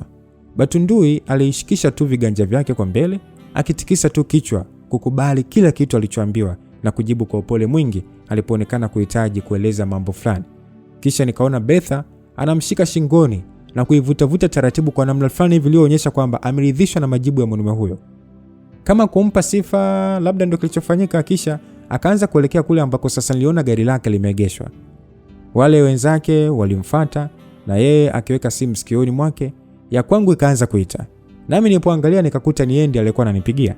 Kwa nikaipokea kumsikiliza, na Betha alitaka nijue kuwa ameshaondoka hapo hospitali kwa sababu anaelekea kudili na mambo mengi ya ile issue ya kampuni aliyonigusia jana. Hivyo angenitafuta baadaye akiwa huru ili sasa niambie jambo fulani. Kwa nikamjibu kwa kusema kwamba sawa. Huku sasa nikaendelea kumsinikiza kwa macho mpaka alipofunguliwa mlango wa gari lake. Vikaragosi wake watiifu wakielekea kwenye magari yao pia, na wote kuondoka eneo hilo la hospitali. Kwa mimi nikashusha simu nikiwa sasa nimeingiwa na hisia fulani hivi makini, hasa baada ya kumwangalia tena Batundui pale alipokuwa na kuona anaingia tu garini na kisha kutulia humo. Sijui Betha alitaka kuniambia nini. Huenda kuna jambo lilizuka na labda lilimhusu Batundui pia. Ningehitaji kujua. Kwa nimefika pale theater, kwanza sikukuta yeyote kati ya watu wa familia ya Betha akiwepo. Hivyo ni wazi binti alikuwa ashaondolewa. Kwa nikaingia na kuuliza chumba alichopelekwa, maana najua bila shaka wangemweka kwenye moja ya vyumba binafsi vyenye matunzo ya hali ya juu, yani huko ghorofa la 10. Kwa hiyo nikapewa taarifa hiyo na kugeuza ili sasa nikamuone upesi na kurejea kuendelea na kazi zingine zilizohitaji msaada wangu. Na ndio sasa nikashauriwa nipate chakula kabisa, maana kungekuwa na mlolongo mrefu wa kuhudumia wajeruhiwa kadhaa waliofikishwa siku hiyo. Baadhi yao waliachwa ili sasa ashughulikiwe Amira kwanza muda ule. Sasa nilipoanza kurudi huko tena, nikampigia Batundui na kumwambia aje juu mara moja ili niongee naye, na jamaa akakubali. Kwa hiyo nikachukua lifti za mwii na kufikishwa huko juu, nami sasa nikaelekea kwenye moja ya vyumba vya VIP ambako Amira alilazwa. Vyumba maridadi sana. Ilikuwa ni kama chumba cha hoteli. karibia kila kitu kwa mandhari ya unyumbani kilikuwemo, na humo sasa nikamkuta Alisiana akiwa sasa ndani ya nguo zake zile zile za kulalia na akikaa karibu na kitanda kipana alicholazwa binti yake. Binti Amira aliwekewa vifaa vya kumsaidia na upumuaji, kuongeza damu, maji na chakula. Na kumwangalia mtoto namna hiyo kulinitatiza mno nilipoanza kukumbukia kilichotokea hiyo asubuhi. Kwa kule pembeni zaidi kulikuwa na masofa, yani usebule yani, na mlinzi wake Alisiana alikuwa huko. Ameniona tu nimeingia, akatoka huko na kunifuata. Nami nikasimama sasa nikimtazama kwa umakini. Alikuwa ameshajisafisha damu za Amira mikononi mwake. Alisiana hakuwa ameniangalia hata kidogo, lakini naelewa alijua nimeingia ndani hapo. Basi mlinzi wake aliponikaribia akasema kwa sauti ya chini kwamba saa. Ni kama alikuwa ananizuia sijui, nami nikamuuliza kwamba vipi? Akasema kwamba madam amesema kumwacha Alisiana pekee kama alivyotaka, anasema hataki mtu mwingine aingie hapa. Nikamtazama Alisiana kwa hisia. Sasa akanambia kwamba anataka kuwa mwenyewe na mtoto kwa sasa. Jamaa akanambia hivyo. Kwa uelewa sasa nikatikisa tu kichwa kukubali. Nami nikasema kwamba muangalie vizuri, hakikisha anakula. Asipokula uniambie nije ni mlazimishe. Basi niliongea hivyo kwa sauti iliyosikika vyema kwa Alisiana makusudi tu. Nami nikamwona mwanamke huyo alipojifuta chozi kichini na kuendelea kumwangalia binti yake. Ujumbe ukawa umefika, lakini mlinzi akatikisa kichwa kukubaliana na hilo. Nami sasa nigegeuka na kuelekea nje tena. Hii issue bado ilikuwa nzito sana kwa Alisiana. Na kwa kadri fulani hivi nilishukuru moyoni kwamba Betha alikuwa na moyo wenye uelewa kuelekea hii hali, kutanguliza mahitaji yake Alisiana. Hata kama angekuwa amefanya hivyo kwa basi tu, kuiondoa kero ya Seba hapa ndio jambo lilotakiwa kwa wakati huu. Kwa hiyo lilifaa. Sasa nikiwa naelekea kwenye lifti tena, Batundui akaonekana akija upande wangu. Nami nikasimama kwanza hadi sasa aliponifikia na kusema kwamba bosi. Nikatulia kidogo. Nami nikamuuliza kwamba mishigani sasa hivi. Batundui akasema nipo tu kama kawaida, nalinda tu mazingira kwa ajili yako saa. Nikatikisa kichwa kuonesha kwamba nimeelewa na kusema kwamba nimemwona Betha wakati anaondoka. Basi Batundui akaitikia hilo kwa kushusha tu macho yake. Nikamuuliza kwamba alikuwa anakuambia nini? Nimeona kama alikuwa anasisitiza jambo fulani. Basi Batundui aliniangalia kusema kwamba sio kitu kikubwa sana, hamna shida. Nikasema hapana, wewe niambie, hata kama ni kidogo hicho wewe niambie.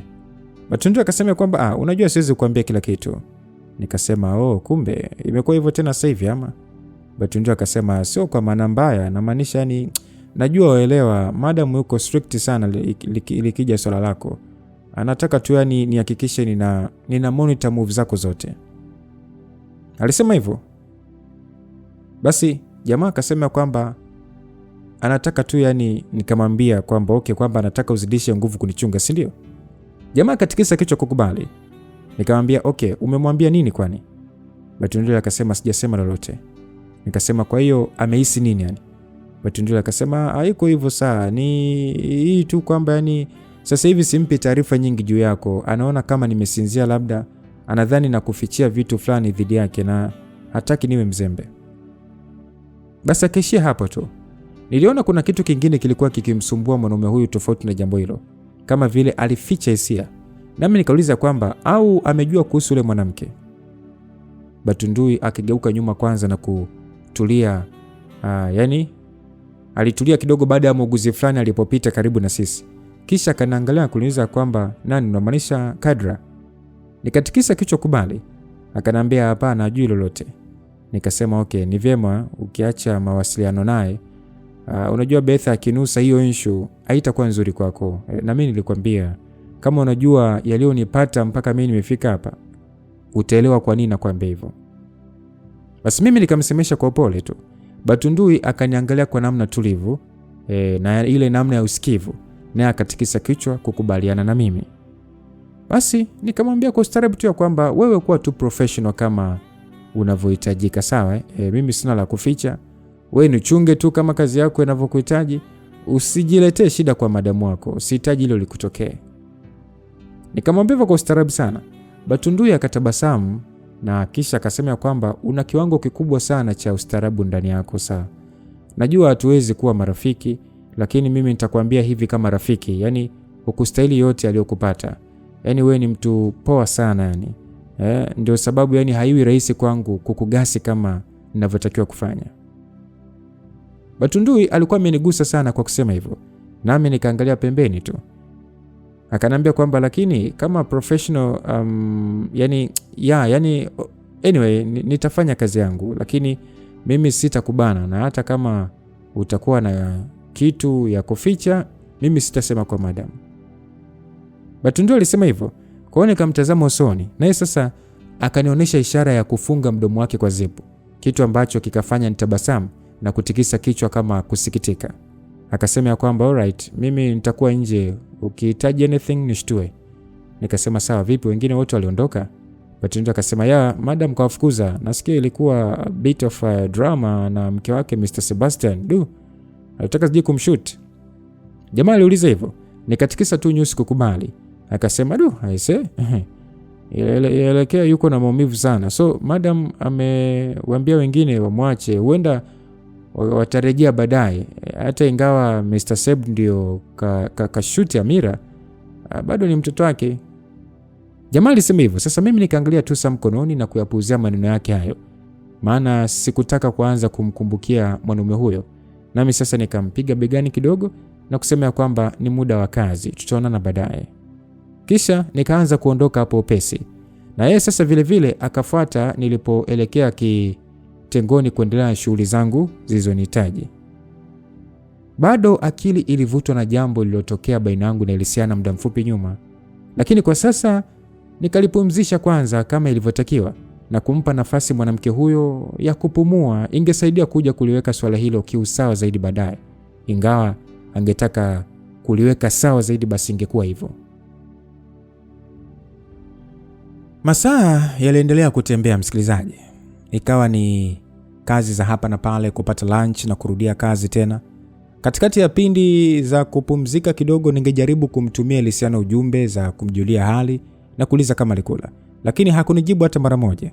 Hivyo nilipopata nafasi ya kwenda kule VIP kumuona tena, nikapata kujua kutoka kwa mlinzi wake kwamba alikula baada ya Ford ya kuwa amerejea muda fulani wa jioni na kwenda naye sehemu ya nje ya hospitali.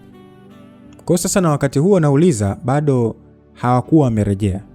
Njia ya Ford ya kujali ilinihakikishia kwamba angemtia moyo zaidi angalau. Kwa hiyo nikamwangalia Amira kwa ufupi na kisha kurudia kazi zangu nikiwa sasa na amani juu ya hilo. Kikweli hii ndio ilikuwa moja ya siku zenye kazi nyingi sana, msikilizaji. Yaani pamoja na kupeana zamu na nini, huduma kutoka kwa wagonjwa zilikuwa nyingi kwa kazi zilizohitajika kukamilishwa, hasa waliojeruhiwa. Orodha zetu za wagonjwa walioletwa zilikuwa nyingi sana.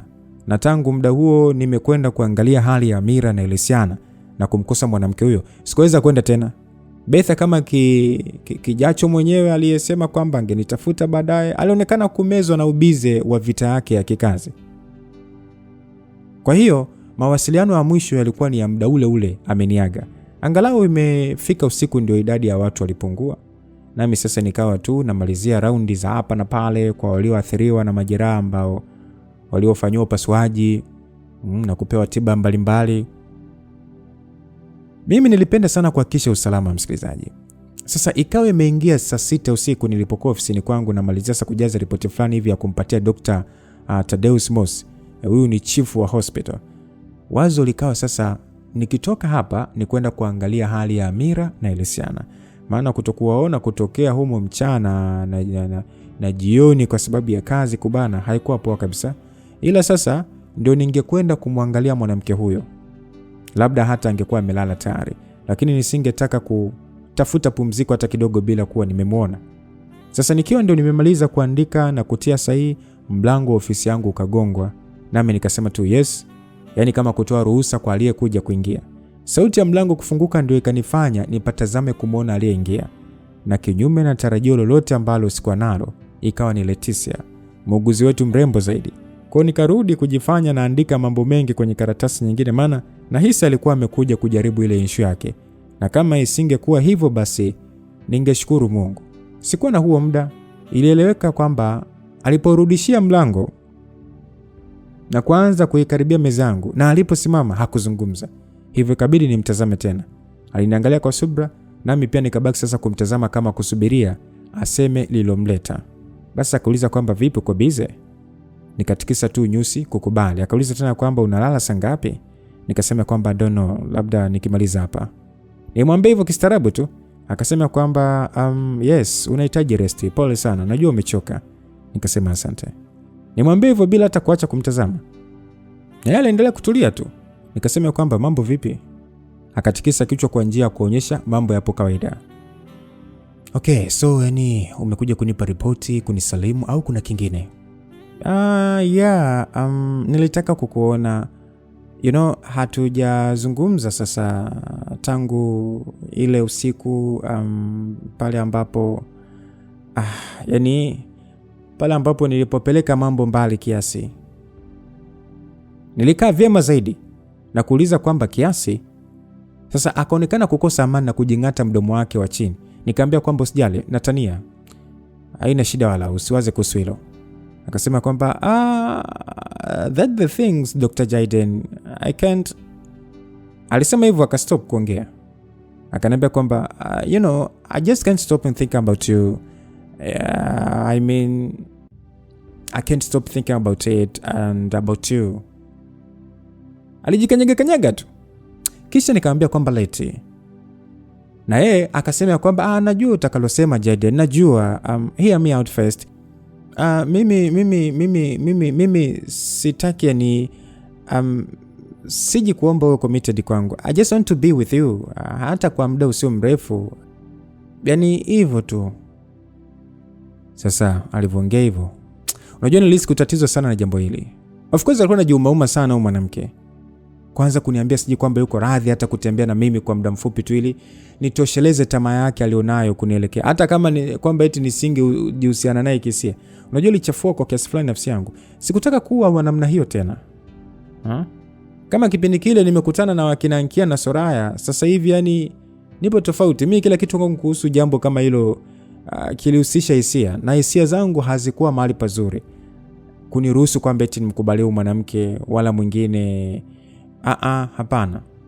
Hapana kabisa. So nikaamua nisimame na kumfuata kabisa, ili sasa nitie mizizi jambo la kwamba hii iwe mwanzo na mwisho kwake Leticia kunifuata na kusisitizia jambo hilo bila kujali alikuwa amenitoa mara ngapi. Kwa hiyo naye akiwa sasa ananiangalia kwa njia ya matumaini, nilipomkaribia nikavishika viganja vyake kwa pamoja nikusema kwamba Leticia, naomba unisamehe kwa kuambia hivyo, lakini inabidi tu ujue kwamba sitakuwa tayari kukupa unachokitaka kutoka kwangu. Basi aliweka uso wenye huzuni na kutaka kuzungumza jambo. Nikasema kwamba sikia Leticia, wanaume wapo wengi sana, sawa? Ona, naelewa una feel something for me, sikatai. Kungekuwa na possibility kwa maisha yangu kuwa tofauti, yani ingewezekana, labda ningekupatia nafasi. Of course you're beautiful, smart.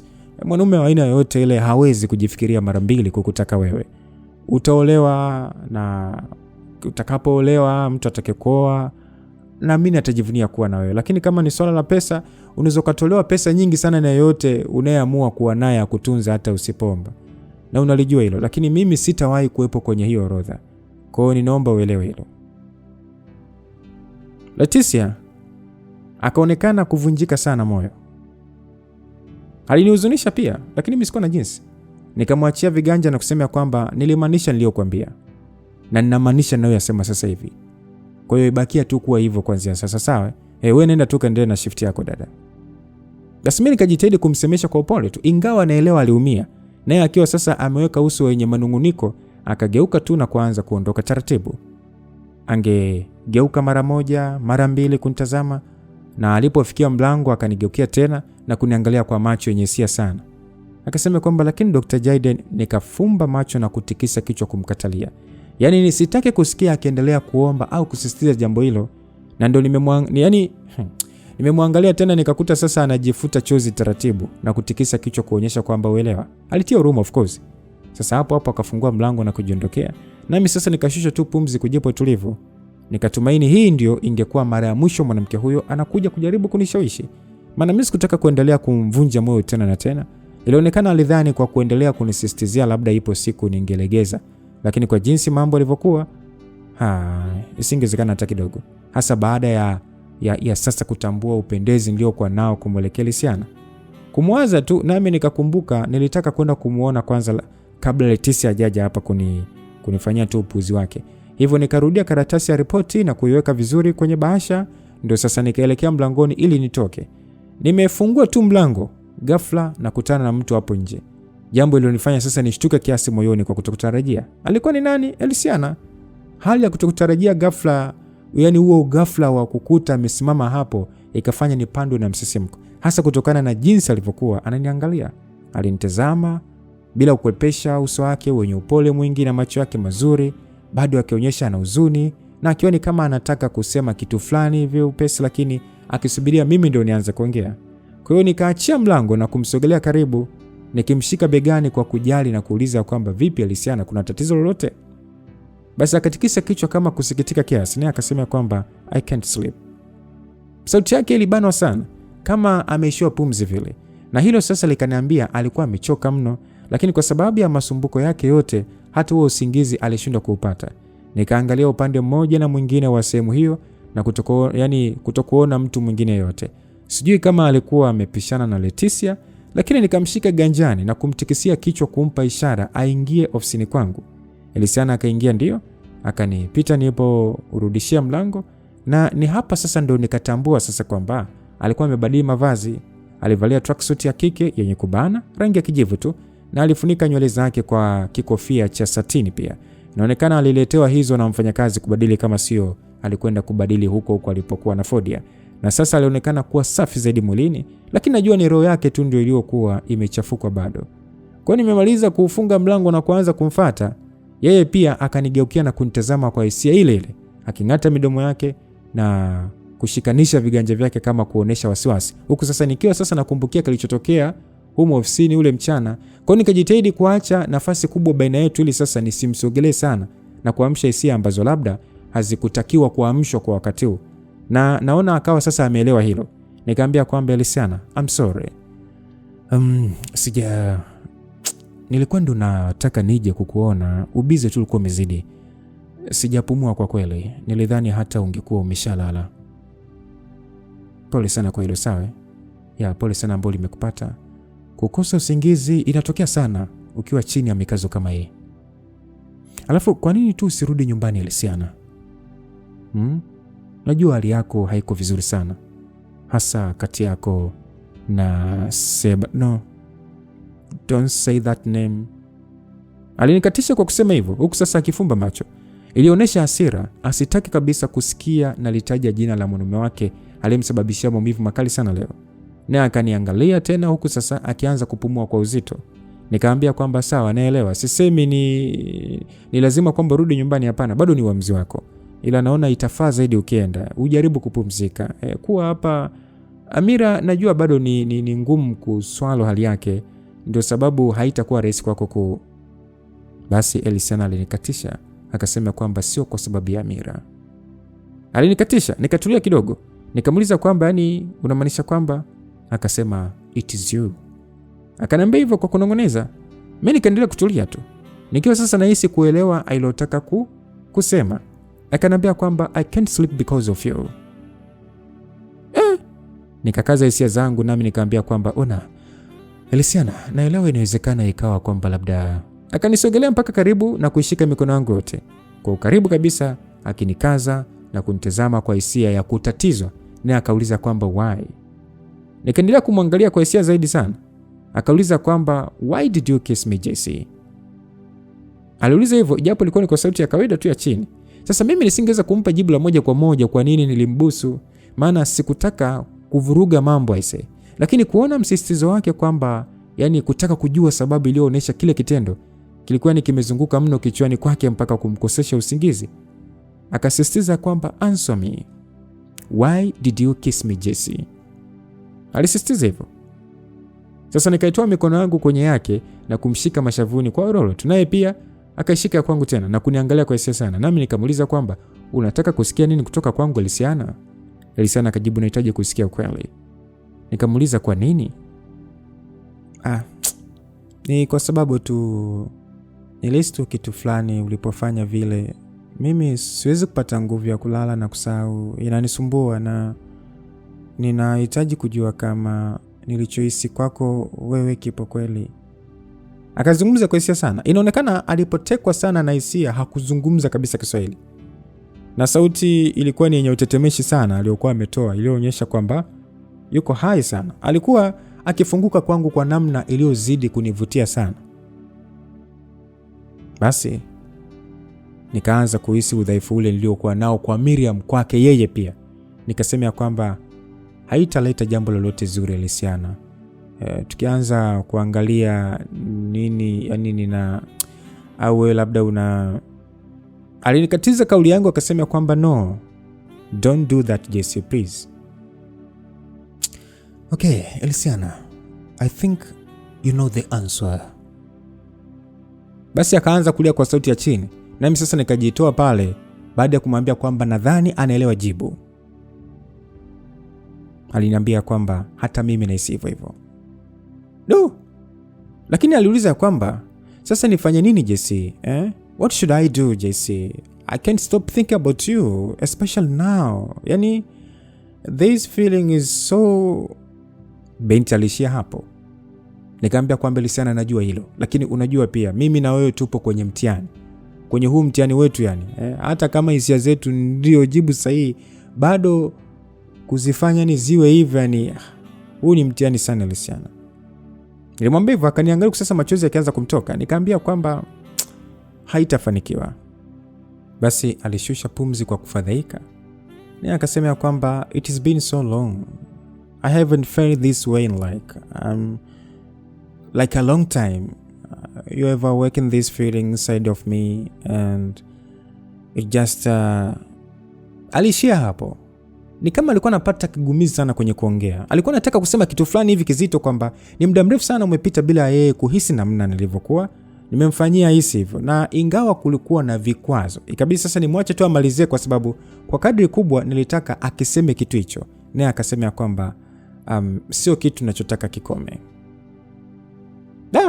Pamoja na kumwanzishia pingamizi ili kuipa nguvu ajenda yangu ya kujilinda dhidi ya Betha, kuepuka matatizo ambayo angeleta, akijua kwamba nimejiachia kwa mwanamke mwingine, kwa huyu ilikuwa imeanza kushindikana. Na nilijisikia vizuri tu kutambua kwamba Elisiana alikuwa tayari kusikiliza hisia zake licha changamoto zetu. Na hilo sasa likanifanya nihisi ujasiri wa kadri kubwa kujenga mawazo chanya kuelekea swala hili. Jesse, I know what I'm saying is dangerous, but I just can't. Nilikatisha maneno yake kwa kumfumbisha mdomo wake. Naye sasa alibaki kuniangalia tu. Nikaambia kwamba I don't want it to stop either. Nikimaanisha kwamba hata mimi sitaki hisia hiyo ikome pia. Elisiana aliniangalia kwa njia fulani hivi legevu sana.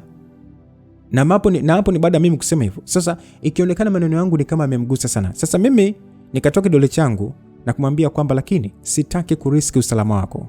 Yaani kwa Betha na hata kwa mjomba itakuwa ni ngumu sana. Elisiana akasema kwamba I don't care. Nikatulia tu na kuendelea kumtazama. Akaniambia kwamba sasa hivi ninajali jambo hili zaidi. Mimi nitabasamu tu. Na yeye akauliza kwamba what? Nikatikisa kichwa na kusema kwamba ingekuwa mwingine ningepinga jambo hili instantly, lakini wewe. Nikamtazama tu na kukuta sasa ananiangalia kwa hisia. Nikamwambia kwamba ninataka hili pia. Basi Elisiana akatabasamu kwa hisia zaidi na kunishika shingo na kisha akasema kwamba lakini, nikamkatisha nikasema I know. Basi naye akaniangalia na kusema kwamba tutafute basi njia ya kuweka hii sawa JC, because mimi nimetambua kwamba siwezi songa mbele bila wewe kuwepo kwa maisha yangu. Nitabasamu kiasi kwa hisia. Kumbe alikuwa imara sana huyu mwanamke. Yaani hilo ni jambo ambalo mimi ndiye ningepaswa kumhakikishia labda, kwamba tutafute namna yote ya kuendelea kulitimiza hili, hata kwa kuficha, lakini sio kuliweka pembeni. Lakini yeye ndo akataka nijitahidi kuondoa wasiwasi. Nafikiri hasa kwa kuwa alizidi, labda maybe alizidi umri kidogo, ndio maana alihisi huo ni kama wajibu wake. Na hilo lilivutia sana. Basi akaniacha taratibu na kusema kwamba okay, tunatakiwa kuwa makini sana. Nikasema usijali, naelewa. Basi akabaki kunitazama tu. Nitabasamu pia. Nikasema kwamba sawa, mambo yanazidi kuongezeka tu. Kuanzia asubuhi mpaka sasa yani hii imekuwa ni kama situation moja hivi ambayo naweza kusema ni ya kushangaza. Basi Alisiana alitabasamu kwa mbali na kuangalia chini. Nikamwambia kwamba kwa hiyo sasa kwa kuwa umepata jibu lako, usingizi si utakuja? Alisiana alitabasamu kwa njia yenye haya kiasi. Nitabasamu pia na kusema kwamba nadhani utakuwa umechoka sana, so unahitaji kupumzika. Alitikisa kichwa kukataa. Akasema kwamba nahitaji tu kuwa na wewe. Maana ya kauli yake ilinifikia kwa namna ambayo mimi sikuwa nimetarajia, na kwa sekunde chache nikabaki sasa nikimwangalia tu kama vile sijaelewa vizuri. Basi baada ya hiyo kauli nilimuita Alisiana. Alisiana naye akaitika. Nikamwambia kwamba una uhakika na hili? Alisiana akasema ndio JC, nina uhakika. Kunijibu kwake hivyo bwana, tuliona sasa ngoja tuingie humo ndani ya ofisi, na mlango ukafungwa, na kilichofanyika humo nikiri tu ya kwamba kweli alikuwa na long time sana huyu binti. Alikuwa na long time sana. Sasa kwenye kuendelea na zoezi letu bwana. Of course zoezi lilikuwa limeshafanyika, game yani ilikuwa imeshafanyika humo ndani ya ofisi. Kwa sababu niliona kama ndo labda yeye kutuliza stress zake kutokana na yale ambayo mtoto yamemtokea. Kwa tukaona ngoja tufanye tu hivyo. Bwana, kitasa cha mlango kilianza kushuka. Yaani ikiwa sasa kinafunguliwa taratibu, tunakisha mlango ukaanza kusogea ndani taratibu kufunguka. Nikasitisha game ambayo ilikuwa inaendelea kati yangu mimi na huyo mwanamke. Achana na game sija kuchumu, no, ila game yenyewe, yani tumeshabaki kama tulivyo. Game ishapigwa kama dakika 30 hivi. Kwa hapo sasa mimi nikaa nimeacha ile zoezi. Nakubali kuangalia hapo. Nikiwa sasa nimeingiwa na wasiwasi, lakini nisitaki kumshtua Alisiana, na mlango ulipoachia wazi kidogo kwa mtu aliyekuwa akiusukuma, akaishia hapo hapo. Kisha sasa kitasa kikarudi kama kilivyokuwa awali. Nilishangaa. Ni kama kuna mtu alikuwa anafungua taratibu na kisha kuacha tu. Kwa njia fulani hivi ya kusikilizia au kuvizia, na hilo sasa likanifanya nishuke na hofu. Alisiana aliniangalia machoni kwa hisia. Naye akaniambia kwamba kuna shida gani? Nilikuwa sana jitahidi sana kuficha hisia za wasiwasi. Nikasema kwamba hamna kitu. Basi akabaki kunitazama tu kwa subira. Nikasema kwamba nimesahau kufunga mlango. Hebu ngoja. Basi nikaishia hapo baada ya Alisiana sasa kugeuka na kuangalia mlangoni. Kisha akaniangalia tena na kutikisa kichwa kunikubalia kwamba nikafunge mlango. Kwa hiyo nikajitoa kwa upesi, yani kwake, na kuelekea mlangoni. Lakini ili sasa kuona kama kuna mtu aliyekuwa hapo, labda alikuwepo bado, nikachungulia nje kwa uangalifu sana. Bila kutoa mwili, lakini yani kichwa tu. Kweli kulikuwa kuna mtu. Alikuwa anaelekea upande mwingine sasa. Naye akageuka na kutazama upande wangu. Kitendo cha huyo mtu kunitazama. Kwa tuka tumeangaliana. Kilinifanya nikastuka. Huyo mtu ni nani, msikilizaji? Kumbuka hilo jambo limefanyika ndani ya ofisi. Na tumepiga game kama dakika 30. Na Alisiana alionekana jamani, huyu mtu. Basi sasa huyu aliyekuja ametusikia ama vipi? Na kama ametusikia, nitaweka vipi sawa hii kesi? Msikilizaji, naomba niambie kwenye comment. Je, unahisi aliyefungua mlango na kushuhudia hicho kitu na akaacha vivyo akatoka, na JC baada ya kutoka nje amemshuhudia na wameonana, je, huyo mtu ni nani? Ni nani, msikilizaji? Tukutane sehemu inayofuata sasa tuweze kujua kwa pamoja kipi kilichoendelea. Langu jina ni Lucas Rumbas, mtayarishaji Aiton Tony. God be with you till we meet again. Bye bye.